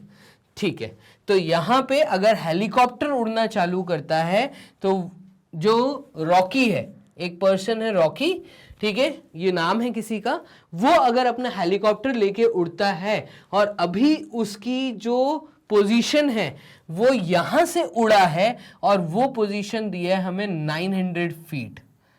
तो यहां तक का जो पोजीशन है 300 से लेके यहां तक का जो पोजीशन है ये टोटल पोजीशन 900 फीट है। दैट मींस सी लेवल के ऊपर अगर मैं देखूं तो 600 फीट ऊपर है वो अभी। डन। वो यहां से हेलीकॉप्टर लेके उड़ा है और उसकी पोजीशन अगर यहां पे अभी बी पोजीशन है जो कि यहां से 900 फीट है, तो 300 फीट तो वो सी लेवल पे आया, फिर 600 फीट ऊपर, तो टोटल 900 फीट, ये ऐसा बोल रहा है। तो which integer represents Rocky's elevation now, आप उस इंटीजर का नाम बताइए जो ये रिप्रेजेंट कर दे कि रॉकी का एलिवेशन अभी क्या है। तो इंटीजर की बात हो रही है। देखो इंटीजर्स को हम लोग दिखाते हैं नंबर लाइन के ऊपर। तो अगर ये नंबर लाइन है, ठीक है, और यहां पे अगर मैं कहूं ये 0 है, ये दिखा रहा है 100 फीट, ये दिखा रहा है 200 फीट, और ये दिखा रहा है 300 फीट, और ये दिखा रहा है 400 फीट। तो यहां पे देखिएगा -100, -200, -300 और -400। तो देखिए जीरो का लेफ्ट हैंड साइड कंप्लीट तरीके से नेगेटिव पार्ट होता है और जीरो का राइट साइड कंप्लीट तरीके से पॉजिटिव पार्ट होता है। तो यहां पे मैं कह रहा हूं ये है आपका 100, 200, 300, 400, 500, 600, 700, 800, ठीक है, पॉजिटिव 800, ये पॉजिटिव 700, ये पॉजिटिव 600, ये पॉजिटिव 500, ये पॉजिटिव 400, ये पॉजिटिव 300 और ये पॉजिटिव 100 और ये पॉजिटिव 200। अगर इस तरीके से नंबर लाइन के थ्रू मैं देखूं इंटीजर, ठीक है, इंटीजर की बात हो रही है, तो उसने बोला था फ्रॉम 300 फीट बिलो, वर्ड था बिलो सी लेवल। तो सी लेवल अगर जीरो है, सी लेवल अगर जीरो है तो सी लेवल के नीचे अगर मैं जाऊंगा तो नेगेटिव इंटीजर आएगा। मतलब अभी उसकी पोजीशन थी ये वाली 300 फीट -300, ये ए पोजीशन थी। यहां से उसने हेलीकॉप्टर उड़ाया कितना, 900 फीट ऊपर, 900 फीट ऊपर। तो दैट मीन्स 1 2 3 4 5 6 7 8 9, वो 900 फीट हेलीकॉप्टर उड़ा के ले गया। तो उसने कितने स्टेप्स क्रॉस किए, -200, -100, 0 सी लेवल पे आया, उसके बाद वो 600 फीट और ऊपर गया। तो कौन सा इंटीजर रिप्रेजेंट कर रहा है उसकी प्रेजेंट पोजीशन को, तो मैं कहूंगा यहां पे बी जो लेटर है ये रिप्रेजेंट कर रहा है उसकी फाइनल पोजीशन, दैट इज +600। तो +600 ये जो इंटीजर है ये रिप्रेजेंट करेगा उसकी फाइनल पोजीशन जिस पे अभी वो हेलीकॉप्टर को उड़ा रहा है। क्लियर है? तो ये था पूरा एक प्रॉपर इस क्वेश्चन को करने का तरीका। हम यहां पे प्रॉपर तरीके से लिखते सॉल्यूशन, नंबर लाइन बनाते, ठीक है, और उसके बाद ये फाइनल पोजीशन बताने से पहले हमें एक स्टेटमेंट लिखना होता और वो स्टेटमेंट था late below sea level, let below sea level represents by -300, ठीक है। तो बिलो सी लेवल रिप्रेजेंट कर रहा है 300, -300, ठीक है, फीट। तो ये हो गया डन। फिर उसके बाद helicopter flying above sea level, that is at +600 feet, ठीक है, बी पोजीशन। तो ये दो स्टेटमेंट लिख दीजिए और यहां पे नंबर लाइन आपने बनाई है, बी रिप्रेजेंट कर रहा है +600 फीट। डन। तो कौन सा इंटीजर है, +600, ये इंटीजर है। इस तरीके से आपने क्वेश्चन नंबर 29 एक प्रॉपर तरीके से एक्सप्लेन करते हुए, नंबर लाइन का यूज करते हुए, एक 3D व्यू बनाते हुए आपने टीचर को एक्सप्लेन करना है। डन। चलिए मूव करते हैं next question, question number 30 section C में। ये कह रहा है use the divisibility test to determine whether the number 378 is divisible by 2, 3, 4, 5, 6, 9 और 11। आपको एक प्रॉपर डिविजिबिलिटी टेस्ट का यूज करना है ये पता करने के लिए कि जो नंबर है 378 क्या ये डिविजिबल है इन दिए हुए नंबर्स से। तो यहां पे सबसे पहले आपको इन सब का डिविजिबिलिटी रूल लिखना जरूरी है। डन। डिविजिबिलिटी टेस्ट करना है क्योंकि डिविजिबिलिटी रूल लिखना ही पड़ेगा। तो divisibility rule of 2, divisibility rule of 2 states that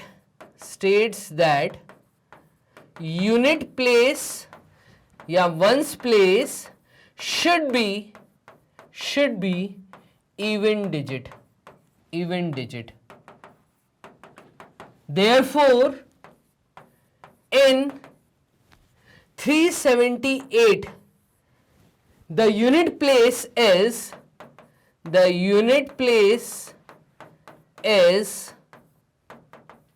8, which is even digit. Therefore, 378 is divisible by 2. is divisible by 2. Done. ये एक प्रॉपर आप चीजें एक्सप्लेन करते हुए लिखेंगे. आ जाते हैं दूसरी चीज पे. तो यहां पे ए पार्ट में मैंने डिविजिबिलिटी रूल ऑफ 2 लिखते हुए यहां पे बोल दिया 378 इज डिविजिबल बाय 2. डन. अब हमें डिविजिबिलिटी रूल ऑफ 3 की बात करनी है. तो डिविजिबिलिटी रूल ऑफ 3 को देखिए कैसे लिखेंगे. बी लिख के हम यहां कहेंगे कि divisibility rule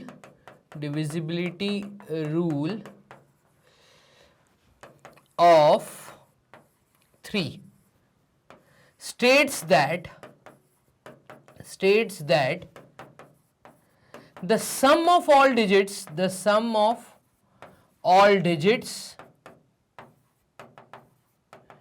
in a number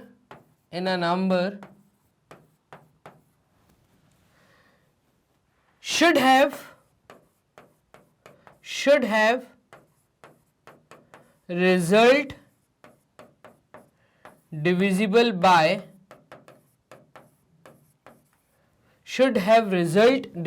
by 3. That means that is in 378 sum of 3, 7 and 8 is equals to 18. Therefore 18 is divisible by 3. We can say that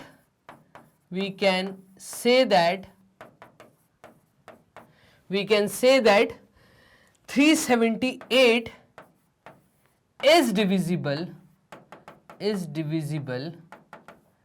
by 3. Done. तो 378 इज डिविजिबल बाय 3. ये मैंने with reason दिया.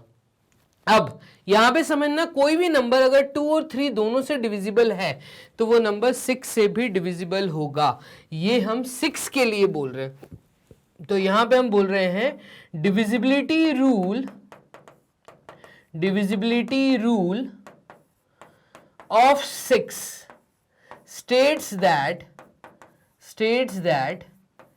if a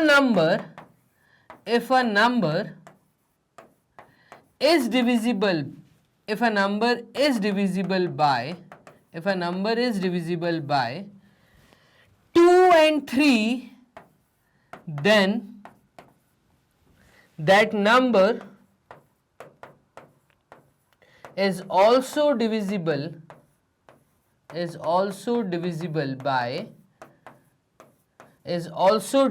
by 6. Therefore 378 is divisible by 6. Done. तो हमने 6 की divisibility भी यहां पे बता दी कि जो नंबर 378 हमें दिया गया है ये 2 से भी डिविजिबल है, ये 3 से भी डिविजिबल है और ये 6 से भी डिविजिबल है. Done.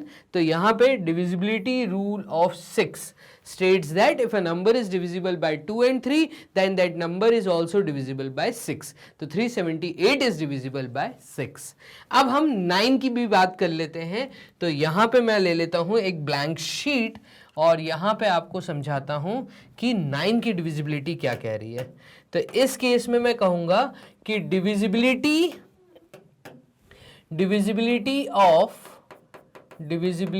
Of 9 states that sum of all digits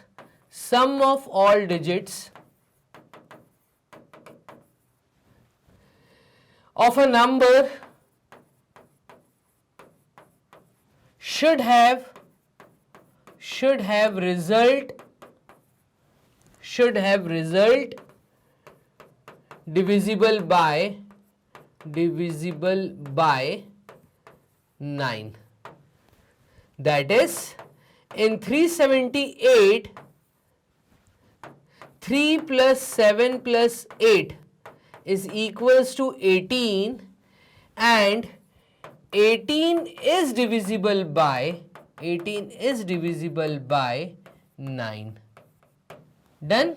Therefore 378 is divisible by 9, is divisible by 9. आप देख रहे हैं कि ये 9 से भी डिविजिबल होगा. तो ये हम डिविजिबिलिटी टेस्ट के साथ बकायदा आपको एक एक चीजें यहां पे समझाते जा रहे हैं कि कौन कौन से नंबर हो गए. 2 हो गया, 3 हो गया, 6 हो गया, 9 हो गया. अब हम बात कर लेते हैं 5 की और 11 की. डन. तो यहां पे ई पार्ट में मैं बात कर रहा हूं divisibility rule, divisibility rule of 5 states that unit place should be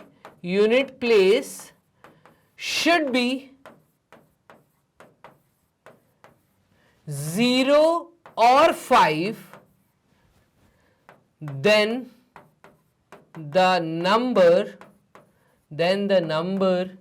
is divisible by 5, is divisible by 5. That is 378 have unit place as 8.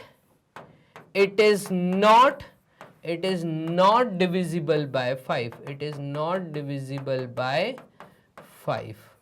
Clear है. ये 5 से डिविजिबल नहीं है. It is not divisible bye 5 क्योंकि इसका यूनिट प्लेस जो है वो 8 है. और यूनिट प्लेस क्या होनी चाहिए? यूनिट प्लेस अगर 0 और 5 है तो 5 की डिविजिबिलिटी कहती है कि ऐसा नंबर 5 से डिविजिबल होगा. चलिए एफ पार्ट में आ जाते हैं. एफ पार्ट में ये हमें कह रहा है divisibility rule of divisibility rule of 11 की डिविजिबिलिटी रूल के बारे में बात करूं तो यहां पे जो ऑड प्लेसेस और इवन प्लेसेस का सम है, the sum of states that the difference of, sum नहीं यहां पे डिफरेंस आता है, the difference of odd and even places should be 0 or 11. In 378 3 plus 8 is equals to the difference of the sum of odd and even places. ऐसा आना चाहिए. The difference of sum of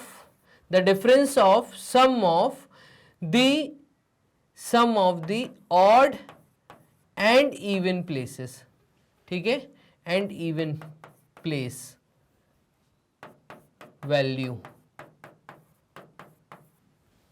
should be 0 और 11 in 378. 3 plus 8 देखो ये जो है ये odd places है. ठीक है. तो 3 plus 8 क्या होता है? ये होता है 8 plus 3 मतलब 9 10 11 एंड 7 इज इक्वल टू 7. तो 11 माइनस 7 अगर मैं करूंगा तो ये डिफरेंस जो आ रहा है ये 4 आ रहा है. जबकि डिफरेंस कितना आना चाहिए? The difference of the sum of the odd and even place should be 0 और 11.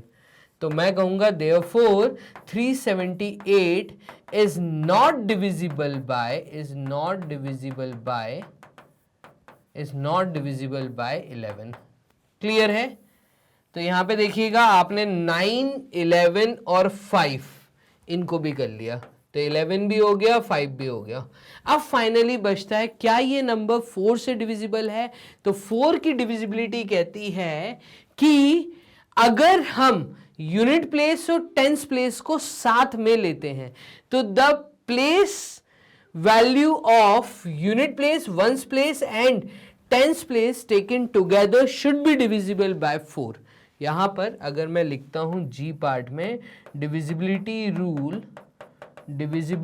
Rule of 4 states that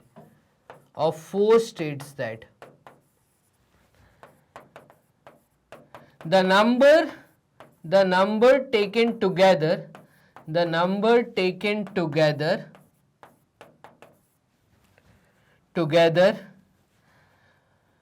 of of unit and tens place should be divisible by 4. should be divisible by 4. अगर 378 में देखता हूं तो इन 378 should be divisible by 4. तो यहां पे अगर मैं 78 को 4 से डिवाइड करके देखूं तो 4 1 टाइम्स इज 4 बचा 38. 4 के टेबल में 4 9 टाइम्स 36 आता है, रिमाइंडर बच रहा है. तो मैं कहूंगा ये नंबर जो है 378, क्योंकि 78 4 से डिविजिबल नहीं है तो 378 भी 4 से डिविजिबल नहीं होगा. क्लियर है? तो यहां पे हम कहेंगे in 378 if we take 78 तो it is not divisible by 4. it is not divisible by 4. तो मैं कहूंगा ये पूरा नंबर 378 4 से डिविजिबल नहीं है. पूरी उम्मीद करता हूं यहां पे आपको चीजें समझ आ रही होंगी. तो कुल मिला के जो नंबर डिविजिबल था अगर वो देखा जाए तो वो 2 से डिविजिबल था, वो 3 से डिविजिबल था, वो 6 से डिविजिबल था, वो 9 से डिविजिबल था, बट 4 5 और 11 से डिविजिबल नहीं था. क्लियर है? हमने बकायदा पूरे टेस्ट के साथ आपको ये चीजें बता दी हैं.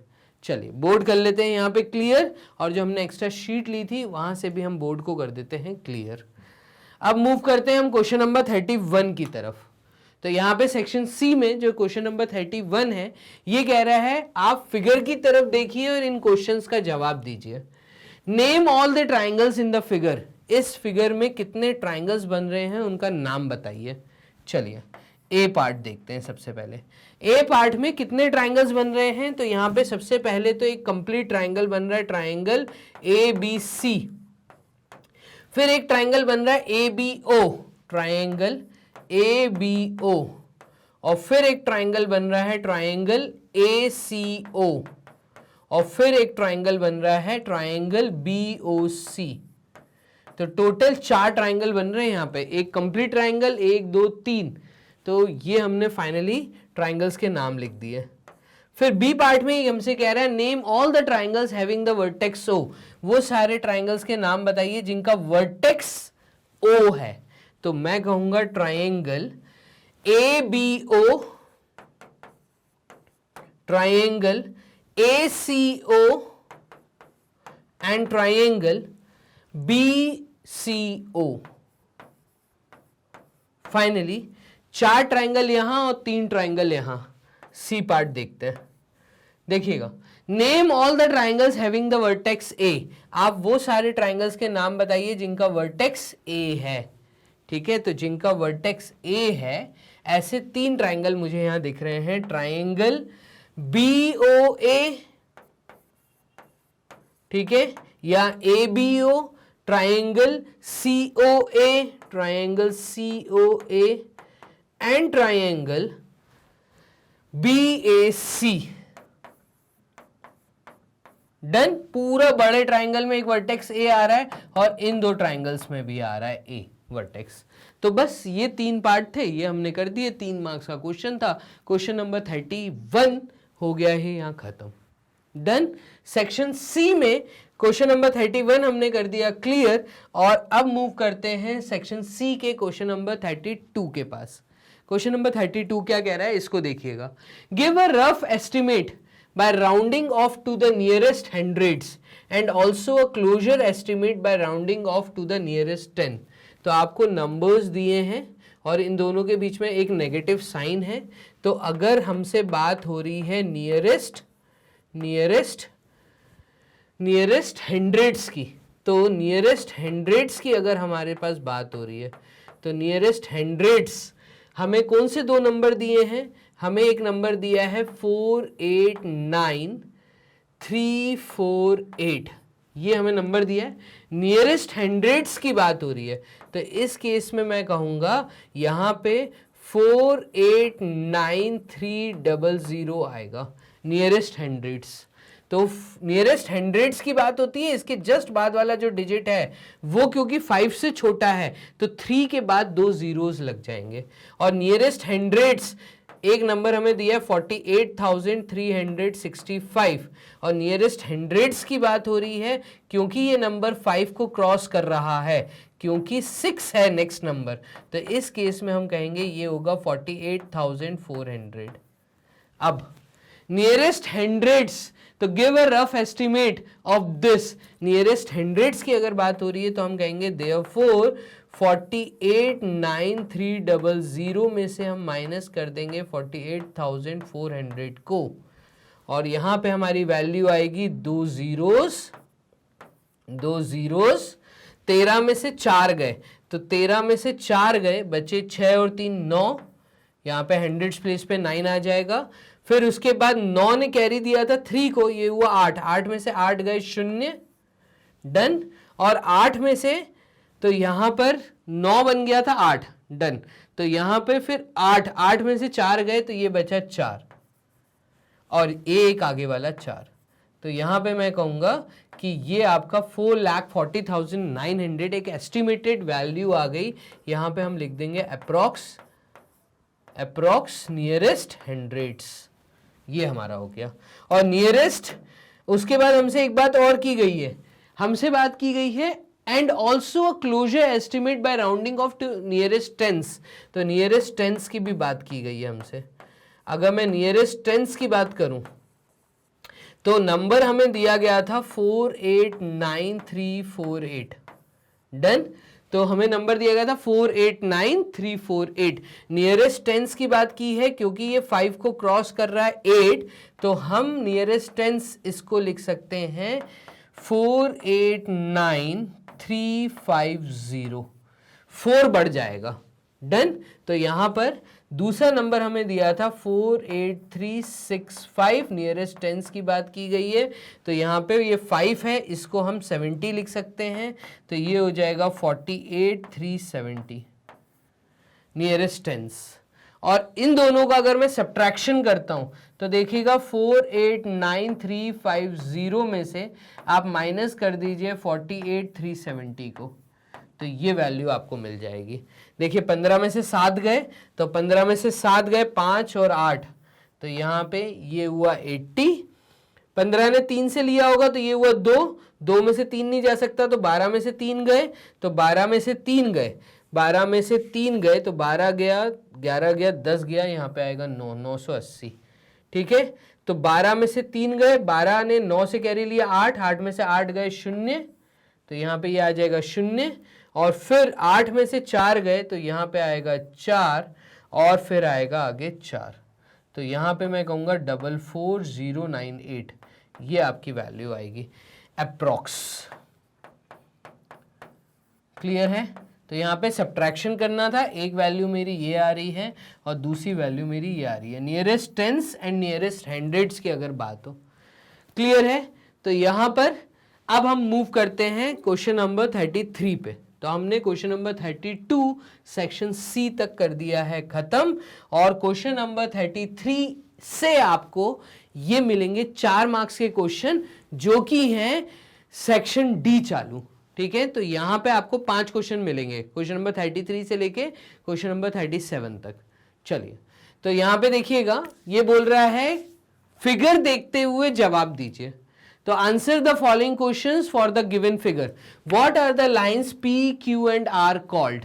आप बताइए ये जो P लाइन है, Q लाइन है, R लाइन है, इनको किस टाइप की हम लाइंस बोलेंगे?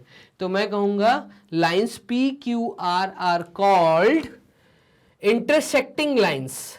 ये वर्ड कहलाएगा इंटरसेक्टिंग लाइंस। ये सारी लाइंस एक दूसरे को मीट कर रही हैं तो ये इंटरसेक्टिंग लाइंस है। What is the point at which they meet called?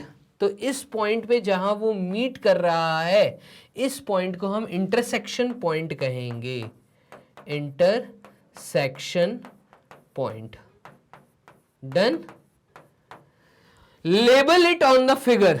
इस फिगर पे इसकी लेबलिंग करो, तो इसको हम बोल देते हैं point O। Intersection point, point O। Clear, हमने उसको नाम दे दिया पॉइंट ओ।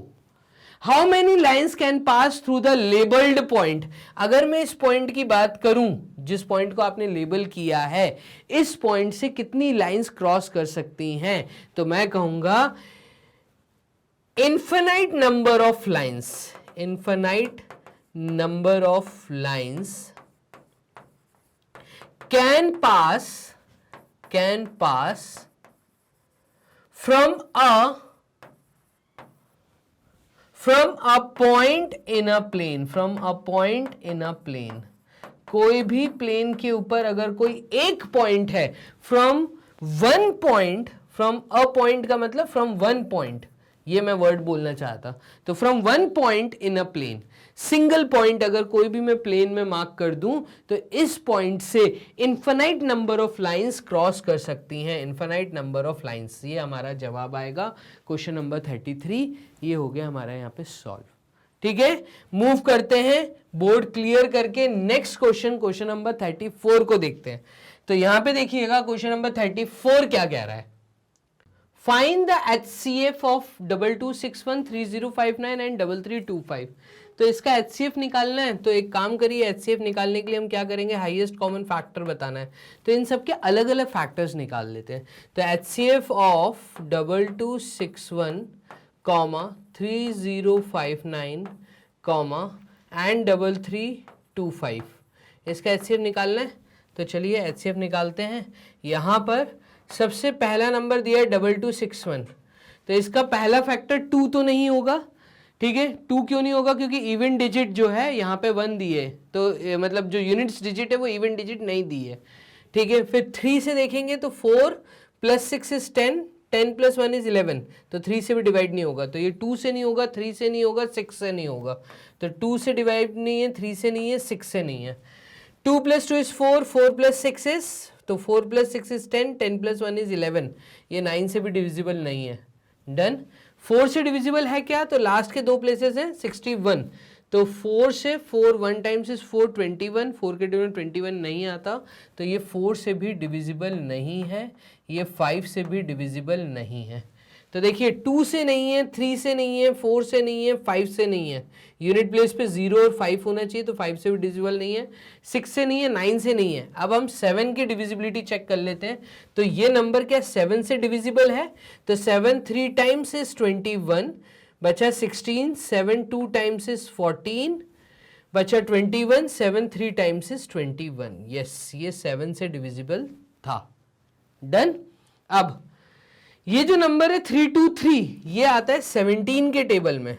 अगर हम 17 का टेबल देखें तो यहाँ पर 323 17 के टेबल में देखने से मुझे ये चीज़ समझ आ रही है कि 17 1 टाइम्स इज 17 एंड 17 2 टाइम्स अगर मैं देखूँगा 34 हो जाएगा, तो मैं कहूँगा 17 1 टाइम्स इज 17, तो 32 है ना, तो 32 में से अगर 17 मैंने माइनस किया तो यहाँ पे 12 में से 7 गए, ये बचा 5, और ये हुआ आपका कितना, तो यहाँ से 2 में से 1 गया 1, 153, और यहाँ पे एक 3 था, ये 3 नीचे कैरी आ गया, तो 153 17 के टेबल में आता है 17 9 टाइम्स, तो 9 × 7 इज 63, 6 कैरी, यस 153, तो 17 मैं कहूँगा 19 टाइम्स इज 323, और 19 एक प्राइम नंबर है, तो मैं कहूँगा 19 1 टाइम्स इज 19।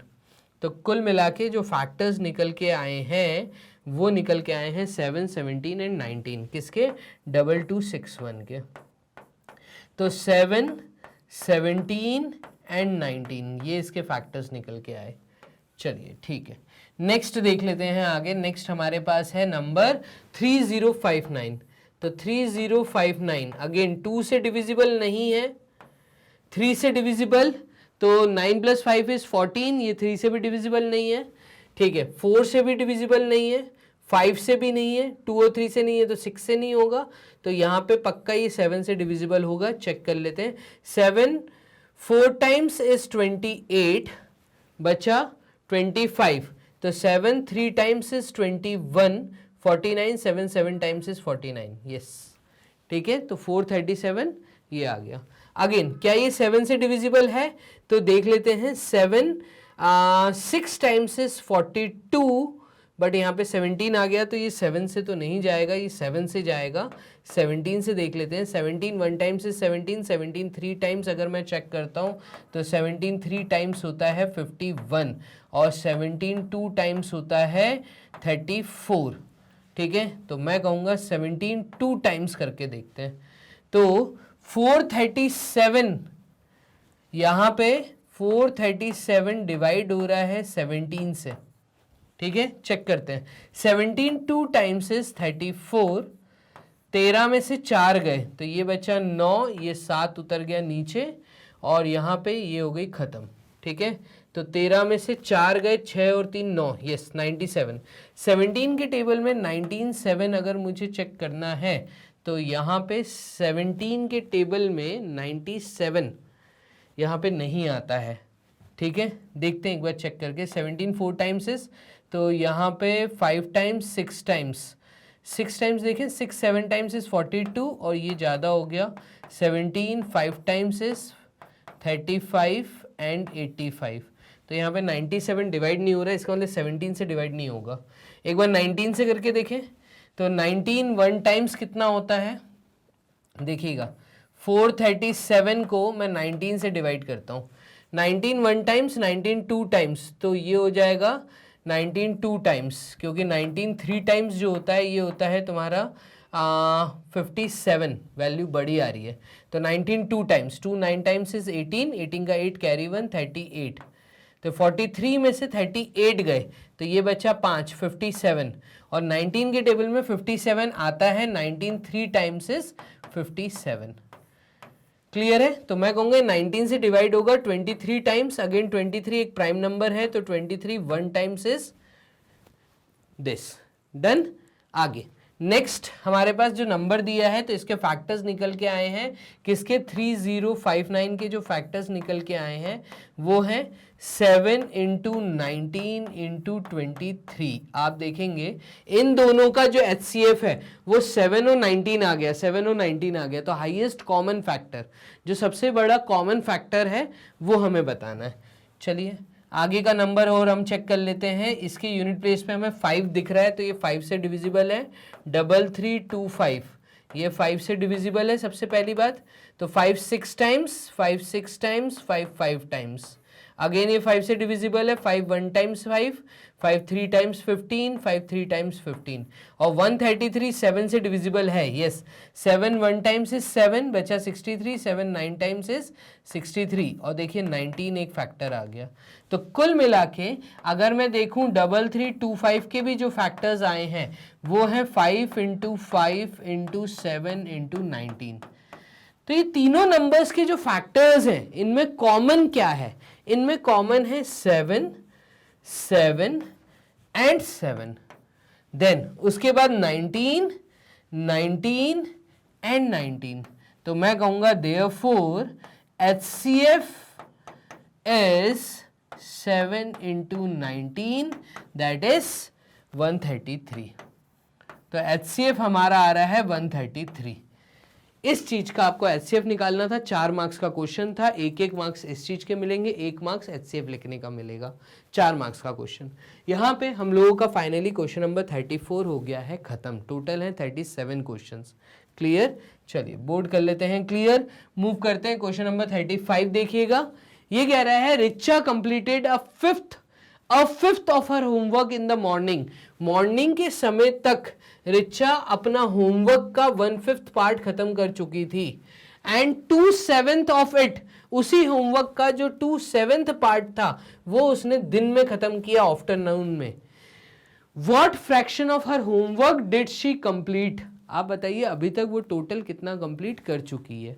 तो यहां पे सबसे पहली बात हम लिखेंगे सॉल्यूशन, और सॉल्यूशन लिखने के बाद पहला स्टेटमेंट क्या आएगा? तो देखिएगा पहला स्टेटमेंट है यहाँ पे Richa completed homework, Richa completed homework in morning, homework in morning. Morning के समय उसने जो होमवर्क कंप्लीट किया था वो 1/5 उसने कंप्लीट किया था। ठीक है, तो फ्रैक्शन में 1/5 लिख दिया मैंने। Then Richa completed homework in afternoon, Richa completed homework in afternoon, afternoon तक कितना होमवर्क कर लिया था, तो ये दिया है 2/7, तो 2/7 डन। 1/5 एंड 2/7 होमवर्क वो कंप्लीट कर चुकी है, that means total completed homework, total completed homework is equals to 1/5 added with 2/7। यही पूछा था आपसे, क्या पूछा था, what fraction of her homework did she complete, वो कितना होमवर्क कंप्लीट कर चुकी है। तो मैं बोलूंगा वो जो होमवर्क कंप्लीट किया है, LCM of 5 and 7 is 35, that means 1/5 है, तो 5 के नीचे 35 लाने के लिए 7 का मल्टीप्लीकेशन, 7 ऊपर भी होगा, और 7 के साथ 5 का मल्टीप्लीकेशन, ऊपर भी 5 का मल्टीप्लीकेशन होगा, तो ये वैल्यू हमारी आ जाएगी 7/35 एडेड विथ 10/35, और ये वैल्यू आ जाएगी 17/35, डन। तो ये आ जाएगा 17/35, इतना होमवर्क वो कंप्लीट कर चुकी है, ठीक है। Find what fraction of her homework is incomplete, ये बताइए कितना होमवर्क इनकम्प्लीट है। तो मैं यहां पे बोलूंगा, एक काम करते हैं, एक ब्लैंक शीट ले लेते हैं और ब्लैंक शीट पे समझते हैं। तो therefore she completed 17/35 of her homework.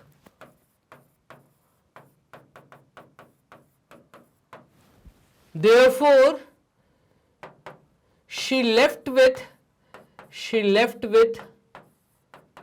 कितना होमवर्क अभी बचा हुआ है और करने को। तो मैं कहूंगा पूरे होमवर्क को अगर मैं 1 मान लूं, तो 1 में से वो 17/35 पार्ट क्योंकि कंप्लीट कर चुकी है, तो हम कहेंगे उसके पास और करने को कितना काम बचा है। तो और करने को उसके पास काम बचा है 35 - 17, और ये वैल्यू मेरी आ जाएगी 15 में से 7 गए, ये आएगा 8, ठीक है, और 2 में से 1 गया 1, 18/35 होमवर्क अभी बचा है।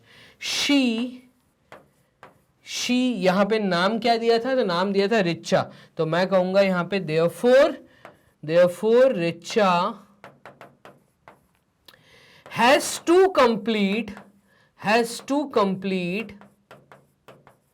18/35 of होमवर्क का इतना पार्ट उसको और अभी खत्म करना है। क्लियर, ये हमारा जवाब होगा। तो इस प्रकार से आपने यहां पर क्वेश्चन नंबर कौन सा खत्म कर दिया, ये था आपका क्वेश्चन नंबर 35। आ जाते हैं लास्ट सेकंड क्वेश्चन 36 पर।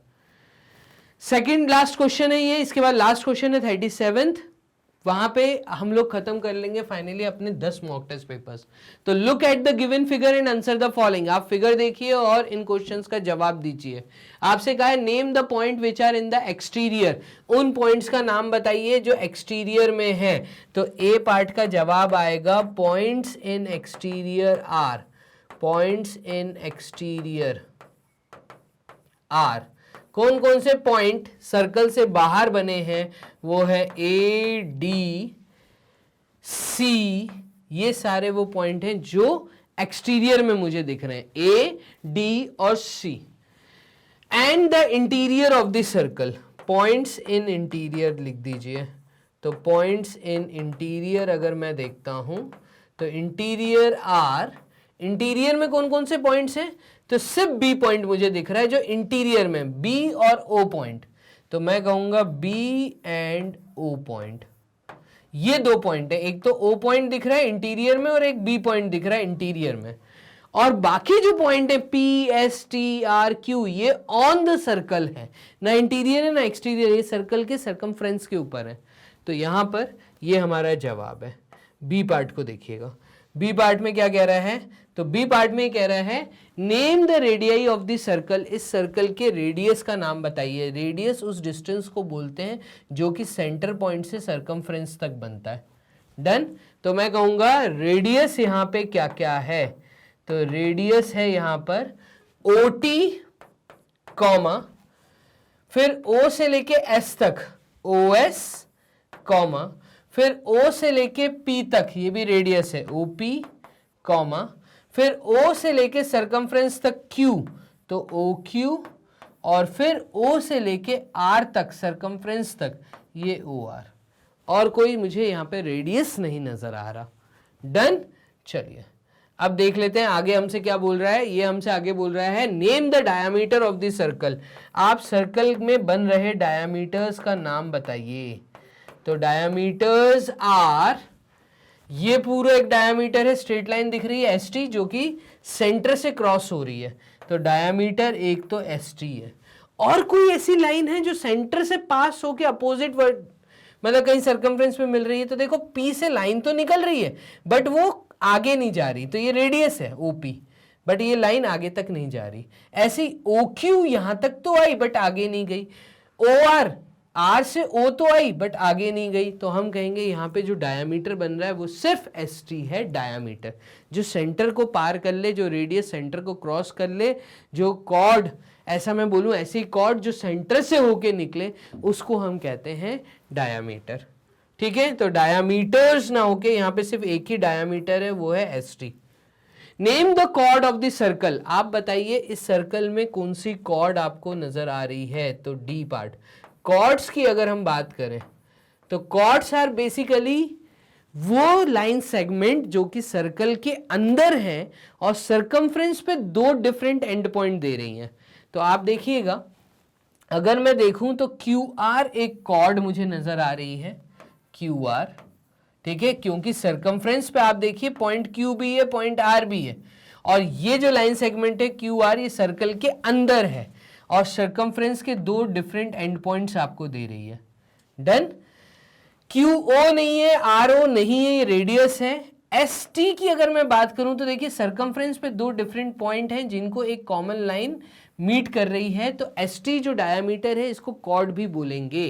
तो QR एंड ST ये दो कॉर्ड्स मुझे यहाँ पे से बनती हुई दिख रही हैं और कोई कॉर्ड यहाँ पे नहीं है, तो इस चीज को आपको बहुत ध्यान से करना पड़ेगा। क्लियर। तो इस तरीके से हमने लास्ट सेकंड क्वेश्चन को कर दिया खत्म, और ये रहा आपके सामने लास्ट क्वेश्चन। आपसे बोला है ये जो फ्रैक्शंस दिए हैं इनको असेंडिंग ऑर्डर में अरेंज करिए।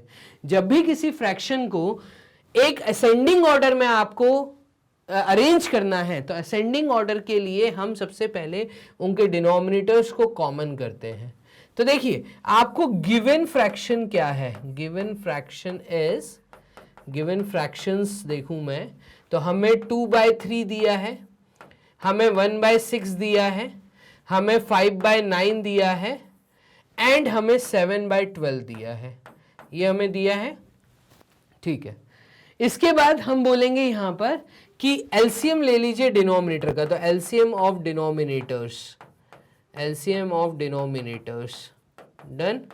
और डिनोमिनेटर्स यहां पे मुझे दिख रहे हैं 3, 6, 9, 12 इज क्या है डिनोमिनेटर्स। तो आप देखिएगा यहाँ पे डिनोमिनेटर्स का अगर एलसीएम लूंगा तो 3, 6, 9 और 12 का जो एलसीएम निकल के आएगा वो है 3 1 times 3, 3 2 times 6, 3 3 times 9, 3 4 times 12। Again 3 से जाएगा तो यहाँ पर 3 1 टाइम्स 3 एंड 4, ये 2 से भी डिविजिबल है, 2 1 टाइम्स 2, 2 2 टाइम्स 4, अगेन 2 से जाएगा। तो यहाँ पर आप देखेंगे 3 इंटू 3 इज 9, 9 इंटू 4, तो 9 इंटू 4 इज 36। मैं कहूँगा यहाँ पे 36 हमारा एलसीएम आएगा। अगर 36 हमारा एलसीएम आ गया है तो यहाँ पे मुझे सबके डिनोमिनेटर को 36 बनाना है। देयरफॉर इक्विवेलेंट फ्रैक्शन आप लिख लीजिए 2/3, इसके डिनोमिनेटर को 36 बनाने के लिए हम करेंगे 12 का मल्टीप्लीकेशन, तो 3 के साथ 12 का मल्टीप्लीकेशन करेंगे तो 36 आएगा, वही 12 ऊपर मल्टीप्लाई करना पड़ेगा, तो देखिए डिनोमिनेटर 36 और ये है 24। नेक्स्ट 1/6, तो 1/6 डिनोमिनेटर को आपको बनाना है क्या 36, तो यहाँ पे 6 इंटू 6, यहाँ पे भी 6, तो ये फ्रैक्शन बनेगा 6/36। नेक्स्ट फ्रैक्शन दिया है 5/9, तो 5/9, 9 को देखूं तो 4 का मल्टीप्लीकेशन, ठीक है, 2 × 2 इज 4, तो 9 × 4 इज 36, यहाँ पे ये 36, और 5 के साथ भी 4 का मल्टीप्लीकेशन, ये आ जाएगा 20/36। और फिर है 7/12, तो 7/12, 12 के साथ अगर मुझे 36 चाहिए तो यहां पर मैं बोलूंगा 3 × 2 is 6, 6 × 2 is 12 × 3, तो 12 × 3 is 36, 7 × 3 is 21। इस तरीके से हमने इक्विवेलेंट फ्रैक्शन ले लिया यहां पर। अब मेरे पास जो फ्रैक्शंस हैं, अगर मैं ब्लैंक शीट पे लिखूं तो नाउ हमारे पास जो फ्रैक्शंस हैं वो हैं 24/36, 24/36, दूसरा फ्रैक्शन है हमारे पास 6/36, 6/36, तीसरा जो फ्रैक्शन है वो है 20/36, 20/36, और लास्ट हमारे पास है 21/36। इसको अरेंज करना है किसमें? असेंडिंग ऑर्डर में। तो असेंडिंग ऑर्डर क्या कहती है? तो देयरफॉर इन असेंडिंग ऑर्डर अगर हम देखें तो असेंडिंग ऑर्डर के अंदर देखिएगा बढ़ते हुए क्रम में, तो बढ़ता हुआ क्रम मतलब 6/36 छोटा है, फिर उसके बाद 20/36 है, फिर उसके बाद 21/36 है, फिर उसके बाद 24/36 है। ये बढ़ता हुआ क्रम है, असेंडिंग ऑर्डर। लेकिन ये हमारा आंसर नहीं है। मैक्सिमम स्टूडेंट्स इसको बॉक्स में डाल के आंसर लिख कर आ जाते हैं। मैं कहूँगा ये मेरा आंसर नहीं है। क्यों नहीं है? क्योंकि मुझे असेंड करने के लिए बोले थे ये वाले फ्रैक्शन, तो ये मुझे वहां पे आंसर में लिखना है। तो देयरफॉर आंसर हमारा क्या आएगा? देखिएगा आंसर क्या आएगा। तो 6/36 का मतलब है कि 6/36 हमें मिला था 1/6 से, तो फ्रैक्शन पहले आएगा 1/6। डन। फिर नेक्स्ट हमें उन्होंने दिया है 20/36, 20/36 बना था 5/9 से, तो ये आ जाएगा 5/9 से। फिर इसके बाद जो नेक्स्ट है वो है आपका 21/36, ये आ जाएगा 7/12 से, तो ये फ्रैक्शन है 7/12।